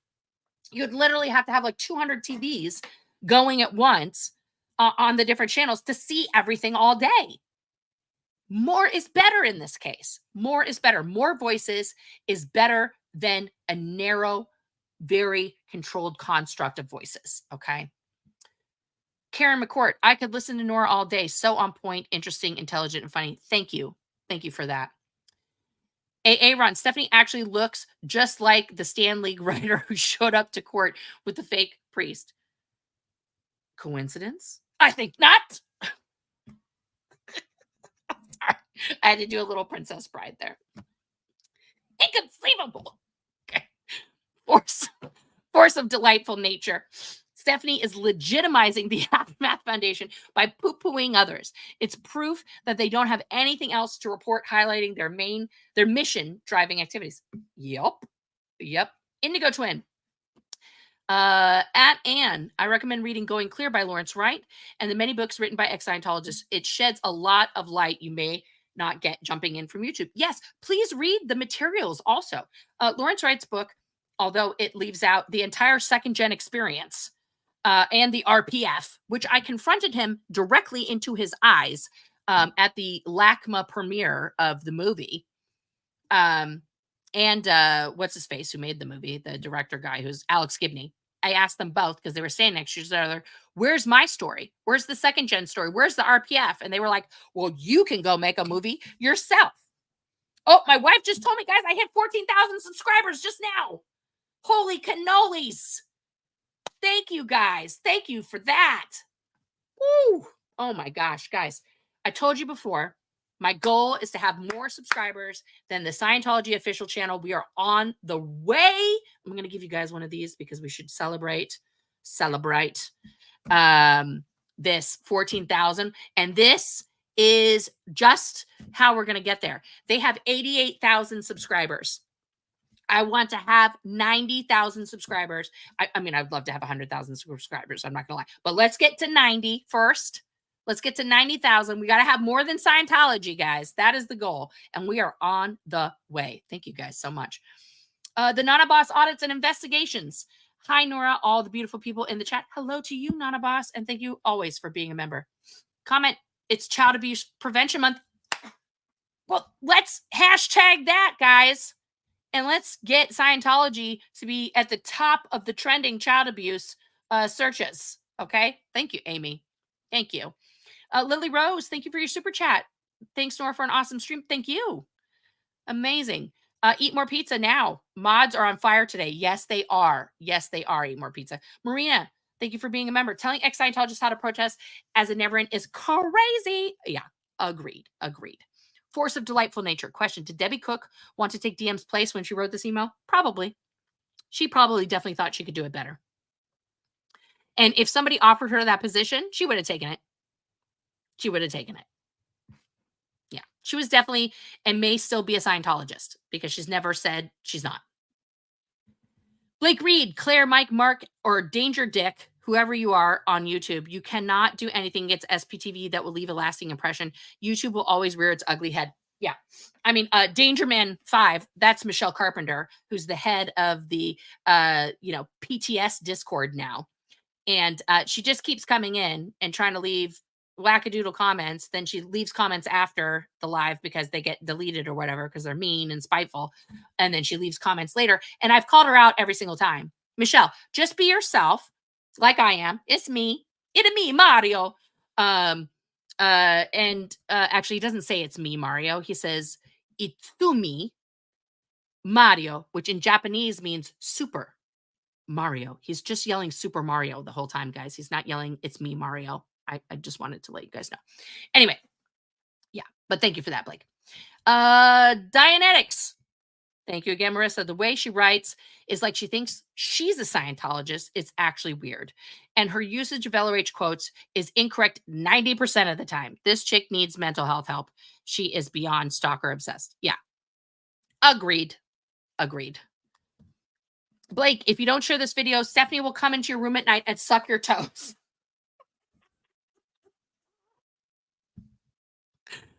God, I hope not. Okay.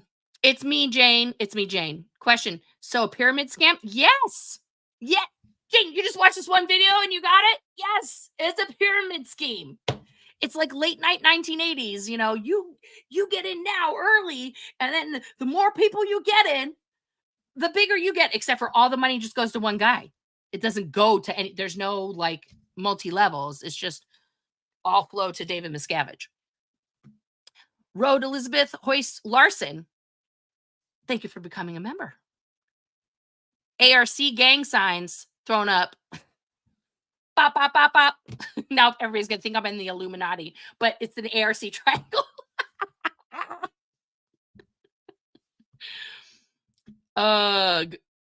Uno reverse card. Get reversed, Stephanie. Yeah, for sure. Cookie 278. How much protesting has Stephanie done or awareness brought to Church of Scientology?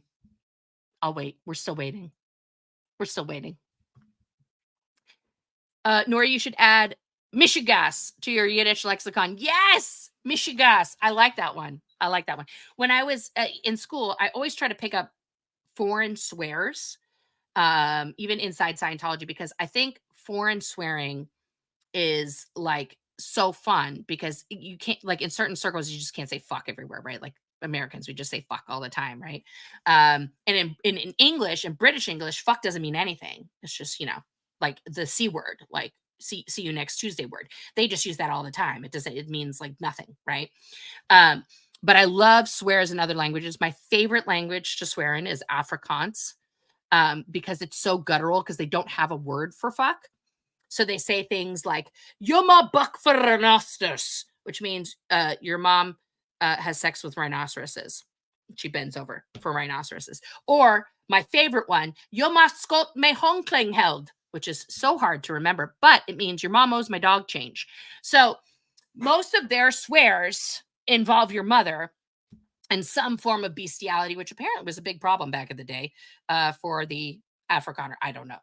But yeah, they say a lot of terrible things. There was one I used to know in Chinese too that was basically like, you're the flea on a rat in the sewer that's covered in feces.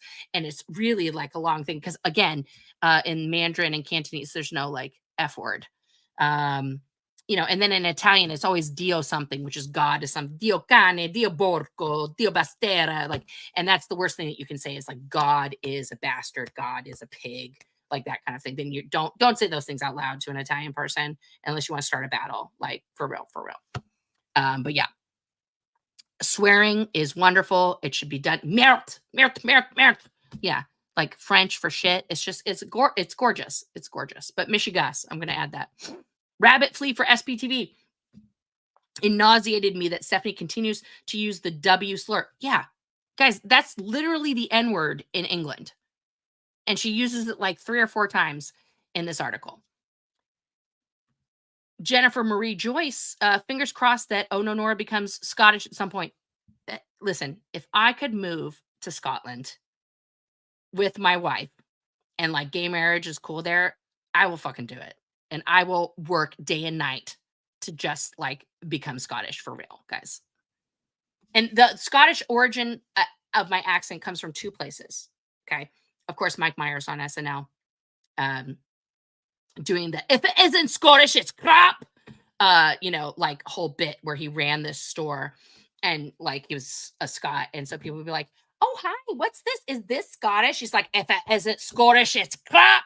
Like he was like always on. And then of course that evolved when he left SNL into him playing his own father in So I Married an Axe Murderer, which was an homage to his own actual father, who is Scottish.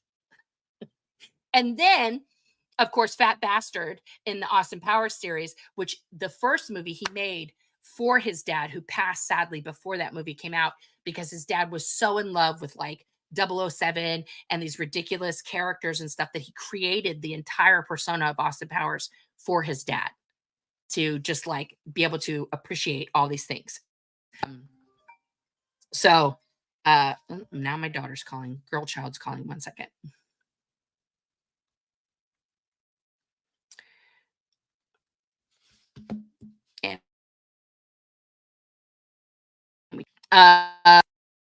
And that's no. I hope you guys aren't hearing that music. My music from this iPad keeps popping up. But anyway, so no, you didn't hear it. Nobody heard it. Okay. Where was I? Oh, and the other place, Mike, I said it was 2 places. And now I forgot my whole train of thought because I got distracted by my dog. It'll come back to me. But yeah. So yes, would I love to go be? Oh, the second origin I just remembered because I saw Scottish when Aaron and I were on training in flag together in 1995. There was a girl from Scotland who was training to be a word clearer like me. And so when you hand somebody the cans and you're starting even a word clearing thing, you have to calibrate the meter by having them squeeze the cans, and then they have to take a deep breath and do all this stuff. So I was sitting across from her to get some word clearing, right, while she was drilling, doing this perfectly. So she hands me the cans and she's like, "Squeeze the cans, please. All right, take a deep breath, hold it for just a moment and let it out through your mouth. I'm not auditing yet." And then she's trying to like direct my attention to the page and on this page, is there anything you didn't fully get? And like I couldn't keep a straight face the whole time. Hang on 1 second. Oh, yeah. I'm gonna go later. Get your pants off. Bye. It was my dog knocking with her tail, but the teens want to leave the house to go to softball, so they are gonna go. That's what it's live, guys. It's live. All right, so that's the origin of that. And yes, I do too hope to become Scottish at one point. Dianetics, and she's watching this right now. Not that I care, but she's posting on her Twitter that she is Taylor Swift stalker level. I'm telling you all. Well, Stephanie, come on over. The water's warm. Karen McCourt, comment, "Good grief, does anyone on the Aftermath board know and agree with these posts? They've all lost their minds." I don't know. I would listen. They all have my phone number. They could call me right now. They got my phone number. Give me a call. You guys want to settle this? You want to knock this shit off? Get your girl. Go get your girl. Give me a call. Tell me what's what. We'll do it live. We'll do whatever. Clearwater Chad, Scientology is evil. Yes, it is. Thank you, Chad. Steffi Bauer, thank you for being a member. Comment, protesting is not only for the inside. It makes sense. It makes aware and keep people away from joining and giving them more money. Look outside the box, Stephanie. What are you doing? Yeah, exactly. Thank you.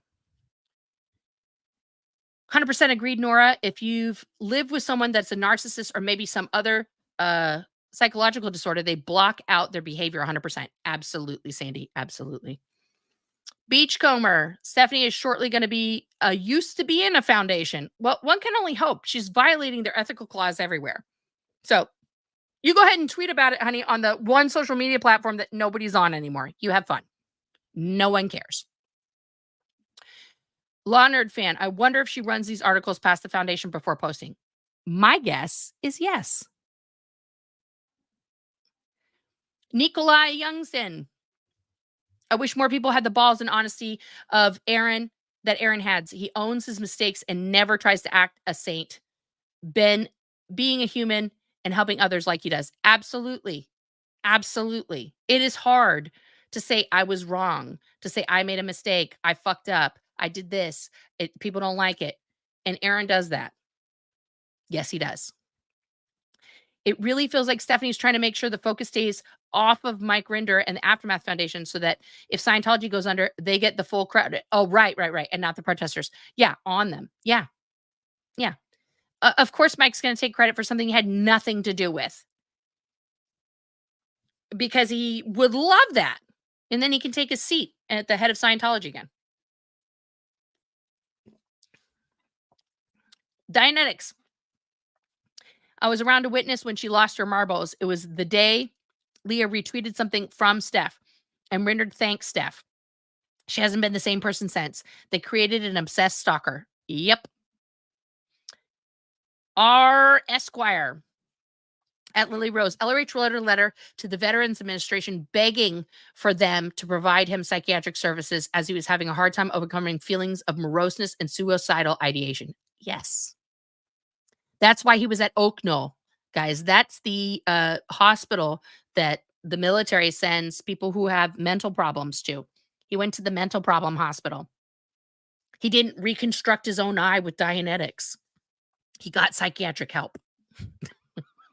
Summer Savage. Let's not forget the Freudian slip the other day when Mitch said he was still a Scientologist. I did clip that. And I posted it. Yeah. Thank you, Summer. Diana B. Comment. The more the Aftermath board puts out, the more I feel they don't really want Scientology to end. Yep. Lynette G. I think Oh No Nora has become my favorite SPTV content creator. What? I love the way she breaks things down and the way she speaks. It cracks me up while giving me loads of info. Thank you. Thank you, Lynette. Thank you for tuning in. I appreciate that. Jennifer Marie Joyce, thank you for being a member. At Summer Savage, that was the best moment maybe ever. Yeah. Cheryl Autry, DOA gets results. Yes, he does. Yes, he does. Lily Rose says, you go, Jenna. Yes. You guys have to understand the power of Jenna drawing that art in front of a place that she was a child in, that she was, held captive by, is powerful. It's powerful for us to come back into our own autonomy, our own ability to be us. I'm so proud of her for doing that. And I am grateful that she did it because it's amazing. It's amazing. And she needs to, keep doing it. Keep doing it, sister. CB, both DOA and Pearl Snappy, two highly theatrical protesters, have had people approach them on the street asking for help to leave Scientology. Yes. Yes. Julie Markham, thank you for being a member. Constantly criticizing other people's efforts makes her look really petty and small. It's a bad look for her in the Aftermath Foundation. Yeah, it's giving single white female, really. Thank you. Defender of Gems. How dare Stephanie tell second gens how to behave or protest or speak or think? The mother puking nerve of that woman. Who is she working for? She can kindly puck off now. Yes. Agreed. Rabbit flee for SPTV. There could be people in these buildings looking down at that, just dreaming of the day they can break away and draw their own middle finger. Yes. Yes. 100%. Persephone's Pomegranate, thank you for being a member. This woman comes off as so damn puritanical, yet I bet she'd have some skeleton in her closet if given the opportunity. Sorry, but not sorry. Just the vibe I get. Yes. Stinky Cat. So Steph doesn't think the protesting is effective, yet the Headleys said they've never been busier since the protest started 6 months ago. Curious. I wonder what's causing the uptick in your busyness. Could it be those fantastical videos you make about Tom Cruise? No, Mark, it's not. It's not about you. You didn't do it. Give thanks to those of whom who are doing the hard work, that isn't about you. It's not about me. It's about them. It's a philosophy that if you've played sports of any kind, you know this philosophy, but Abby Wambach lays it out brilliantly in her book Wolfpack, where early on in her career when she was young and she was getting spotted from the age of like 9, 10 as like a standout soccer player as a child, she used to just come home and bitch about not getting, 10 goals that day, right? Even though they won, she would be unsatisfied. And so her mom laid into her and basically got her to think about, well, how did you have the opportunity to make that goal? And Abby's first response was, well, I'm a great soccer player. Look at me. And then her mom's like, well, maybe you might want to think about it more when you're out on the field tomorrow and see what happens and how you got that opportunity. And Abby, in her infinite wisdom, realized, oh, I have the rest of the team with me. It's not just about me, it's about the whole team. And so when you see Abby Wambach as a professional soccer player on Team USA, every time she scored a goal, what did she do immediately after that? She turned to the person who passed her the ball and pointed at them. I did that because you gave me the ball. That's what I am trying to do here because I'm getting subscribers and getting impact. Why? Because Pearl Snappy and everybody else that I'm pointing at right now is doing the daily work of standing outside these organizations and protesting. Not because I'm some great guru fountain of knowledge. I'd like to think I know some stuff, but let's be honest. All of us put together have a combined knowledge and experience of 1,000 years. And that's what we're sharing. But the people who are executing the battle right now against Scientology are the people in front of those organizations. And that's why I keep pointing my finger at them and talking about them and praising them. Because without them, I don't exist. There's a 0% chance that 14,000 people are going to tune into me without those guys doing what they're doing every day. Okay. So don't ever get it twisted. And all of us need to learn in our lives who we should be pointing to when you do that spectacular thing, because it's not just you. There's always someone to point to say, you're right here with me. Don't forget that. Don't forget that. Purple Groovy, keep your head high and your middle finger even higher. Yes. Yes. Lori plays. As a protester who saw the finger being drawn, it was a beautiful thing to see Jenna getting out of her system. She's awesome. Yes. Yes, Lori. I'm glad you were there to witness that. Eddie Congress, it's dissociative behavior if I like AA Ron and Mitch. Is it dissociative behavior? I don't know. I'm not a psychologist. If you like both content, like Mitch's content, I don't care. I just want him to be truthful about what the fuck happened when he was there. There's I don't understand how he's misremembering having people wait on him hand and foot and getting paid millions of dollars. And then that one time when he was like, oh, it's end for me. Okay, sorry that got to that level for you. That's awful. But what happened? He got put in a multi-million-dollar Malibu Airbnb to rest and recover. What happened to me when I said this is the end and literally attempted to end it?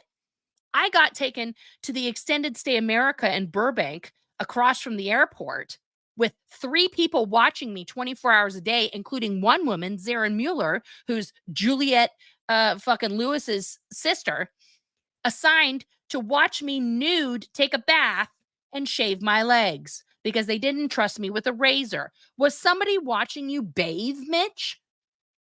Were you under 24-hour surveillance in your fancy pants house with your fancy pants food?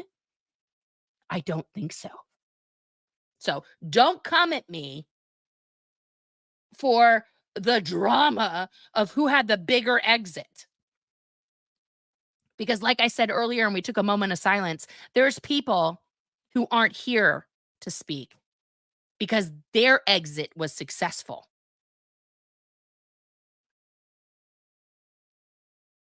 Okay? That's what we need to focus on. You want to go sell your books, Mitch? Go sell your books.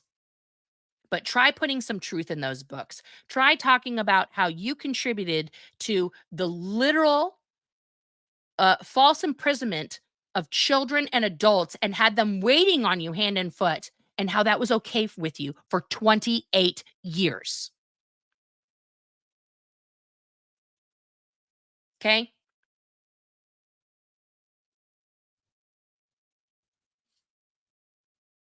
Your experience sitting at the lunch table with David Miscavige is not the same as everybody else's. And you have a lot of information to share, my friend, that you're not. You're wasting your voice and time trying to nitpick and destroy people who have worked for years to take down this cult.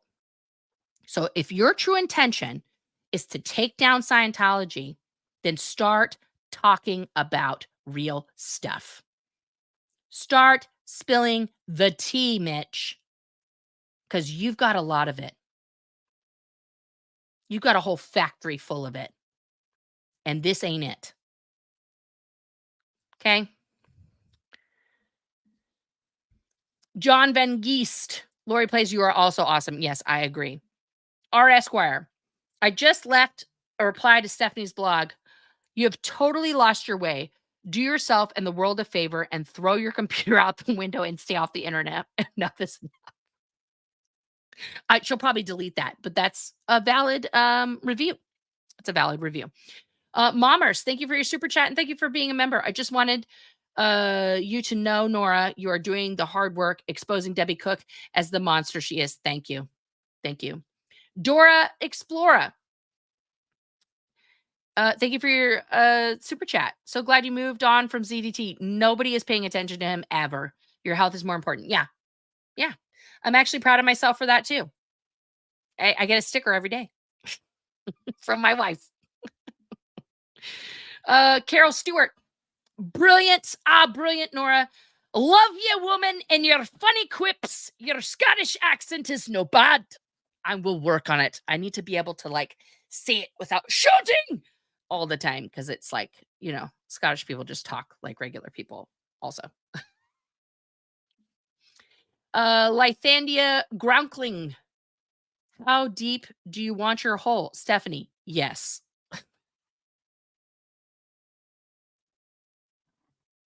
That's like if you're in the grocery store and they're like, paper or plastic? Yes. R.I.P. to Aaron's brother. Yes. Arts and Courts. Yes. Colin is missed. Absolutely. Smooth Steve. Totally Nora. The do nothing crowd comes in and throws a wrench into the mix. Oh, yeah. Yeah. It's just silly sauce. Absolutely. Kate D, thank you for being a member. Comment, and we know about the bullshit when we see it. So thank you, Nora, for educating us without judging us with our ignorance. Guys, there's no way for you to have possibly known. It's not ignorance. It's just you weren't there. You're not bad. You just weren't there. So how could you know? Bad talent show. Oh, I love this. Get 'em, Nora, you rock and make me LOL. Heart you. I heart you back. I'll give you some more hearts in the chat here. Thank you for that. And thank you for your super chat. Snot face. Mitch just wants to sell his book. He can't do anything if Scientology ends. Yeah. He becomes irrelevant. Eric Rader. Thank you for your super chat. Mike had no problems when he was the hammer. He hightailed it after becoming the nail. Yep. Don't put Darth Vader on the After Emperor Foundation board. Pig Wardo. Thank you for your super chat and for being a member. We need both foundations and one being poorly represented or scary for someone to get out, in my opinion. Yeah. And we do need them to be functional, right? Because we need people to be able to reach out to as many resources as they can when you're getting out. That is the number one thing that I can tell you. 22 years ago, when I was getting out on my own in the middle of the night, not telling anybody, the most terrifying thing was being by myself and thinking I've now created an island of one. Okay. Oh, Liz Gale, I need a new word besides wild because I keep saying this whole thing is wild, but it's so much more than that. I agree, Liz. I agree. It is bonker doodles is what I say. But yeah, we need a more extreme word than just wild to describe what is happening. Agreed. Agreed. Piguardo, they are hurting people. Yes. And they got to stop doing that. Thank you again for another super chat. Eyes to See 33. If you guys haven't subscribed to Eyes to See 33, she's doing some great work there. Please give her a subscribe. And thank you for your super chat. I wonder what the Brisker Haggis connection is. None. Haggis made actual movies and Brisker made cult propaganda. That's the connection. Haggis is an Academy Award winner, and Brisker, taught people how to essay and how to enslave people and psychologically torture them. There's no similarity. None. Absolutely none. Eyes to See 33, thank you for becoming a member. Nona Boss, thank you for your super chat. I made a short video demo to Mitch showing him kids going into an org, and now he wants to talk to me. Piss off, Mitch. Here's the deal. Keep sending him content. This is what I'm telling you. He does not know how to internet. If you've sent him the video, do a reaction video, Mitch. Talk about it. What does she need to tell you about it? It's children going into the org. If you can't observe that and understand it, and you want to have like a whole other narrative about it, then you're clearly only working for one person, and it's not in favor of getting Scientology to end. It's as simple as that, Mitch. Nobody has to talk to you. Oh my God, guys, there's so many super chats. I love you so much. I'm going to go through these fast because I'm missing my wife's softball game. All right. Only started my channel a month ago. Scientology Up North, DKK. Thank you for this super chat. Oh, I see. That's the dollars. I don't know what that means. Is this South African stuff? And the amount of support and emails I've received from ex-Scientologists negates everything she writes. Yes. Thank you, Scientology Up North. Thank you. Please keep doing it. If you haven't subscribed to them, go give them a subscribe. I will make sure I'm subscribed after this. Karen McCourt, thank you for watching up in Canada and for a super chat. Just because I've really enjoyed this live. Thank you. Smooth Steve is now a member. Oh, gifted a membership. I'm sorry. I read that wrong. And Lythandia is now a member. Fantastical. Belinda Sterling. What? Holy cannolis. Thank you, Belinda, for this amazing super chat. You make me laugh. Can't wait for you to go on the road, stand up. I'll come all the way from Texas. Hey, I will go to Texas. That will be on the road. Brittany Van Brakel, thank you for your super chat. Congrats on 14K. You deserve it. Love you. Thank you. I know. I'm stoked, guys. I'm stoked, honestly. Keela, thank you for gifting 5 memberships. And we've got Born Ancient as a new member. Thank you. Keela McDonald, Nora, I'm late, but I'm glad I made it. Love you. I love you back. Down the rabbit hole. What's up, rabbit? I think Nora needs a That's Nora shirt for the many times she's been accused of being a troll account. Meanwhile, she's not. Yeah, that's a good merch idea. I'm going to have to do that. Rabbit again, all my peeps, my favorite peeps in the house. Yes. And if you guys are not subscribed to Down the Rabbit Hole News, please go and check her out. Not only is she covering Scientology, but her breakdowns of the Diddy situation and other shenanigans legally going on and around the world here. Fantastic. Go and watch her. Please do. Kimberly in Japan, thank you for becoming a member. Lady Pamela, I feel like I need to like curtsy and bow when I say your name. Would love a rabbit commentary on all of this. Yes. Blitzer taking down Scientology. Bikers. I've read it wrong. Bikers taking down Scientology. Let's go bikers. Absolutely. Anyone know where I can watch the Aftermath show? I haven't been able to find it. Mike Rinder posted on his blog a while back, like open links to watching every single season. So if Summer can find that, can you post that? Because it's on his blog. He did post like open links so that anybody can watch those. And we'll get a link to that in the chat. if Heather or Summer can do that. Eat More Pizza Now is now a member. All right. Thank you. Amy Edge is also a member. Thank you for becoming a member. Mena, gay marriage is cool here in Scotland and has been for years. Oh my God, guys, I'm packing my bags. Jen Sizik, thank you for a super chat and thank you for making you ROFL. Thank you. I love it. Rage Against the Dark Arts. Miriam, thank you for tuning in all the way in Australia. Stephanie loves the Aftermath show so much and yet has publicly vilified several contributors. What does she think Aftermath show would have been without the contributors? Exactly. If Miriam hadn't sat down and been vulnerable and bared her soul, guys, there's no show. There's no show. Right. Also, our lives are not a show. It's real life. But that was a television show highlighting that. It was reality TV. And also, if you guys are not subscribed to Miriam, please go subscribe, go like. She is dropping the receipts like they're hot. And it's glorious. It is glorious to watch. That witch share gifted 5 memberships. Thank you. Paula Snook is now a member. Hey, Marilyn. Preach it, Nora. Hot dog. Mew this. Yeah, girl. My biscuits were burnt. They were burnt. Actually, they weren't. I made lemon ricotta pancakes today and bacon and sausage and hash browns and some fruit compote. And it was divine. We had friends over for brunch. So, yeah. That is my love language, cooking, guys. So if we do ever come into contact with each other, I will cook you a glorious meal because I love cooking. I'm Greek. What can I say? That's, I'm going to feed you. That's what's going to happen. Windy City Thetan Watch. F. Stefto.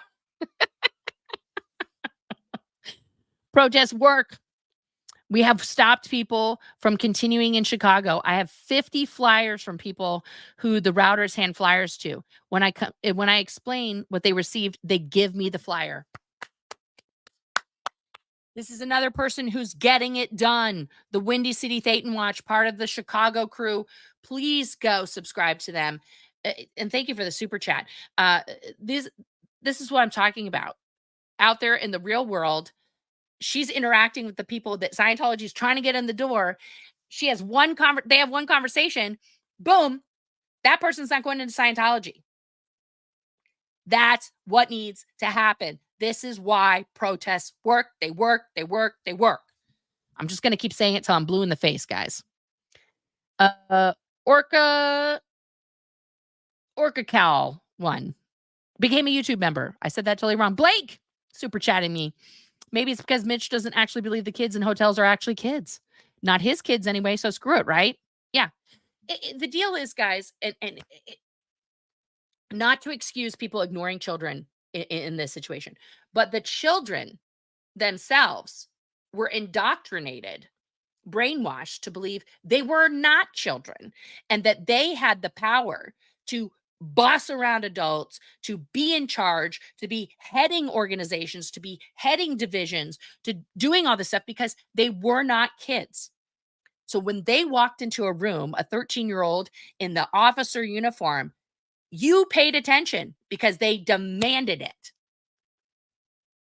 So it was a two-way street. However, at any point, these adults could have been, what the fuck is this shit? Why aren't you in school? This is not okay. And they didn't because they believed also that there's no such thing as children, only big beings in little bodies. And that's why it's all okay. So, yeah. Eric Rader, thank you for your super chat. I can prove that Render still uses tech because every response that he has given only made things worse for the aftermath. Yeah. I mean, it's like right out of the OSA playbook.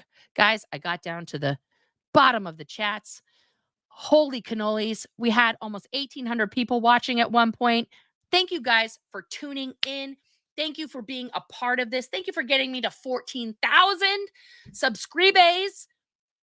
I love you guys so much. There's going to be a lot more to come. I will catch you on the flippity dippity.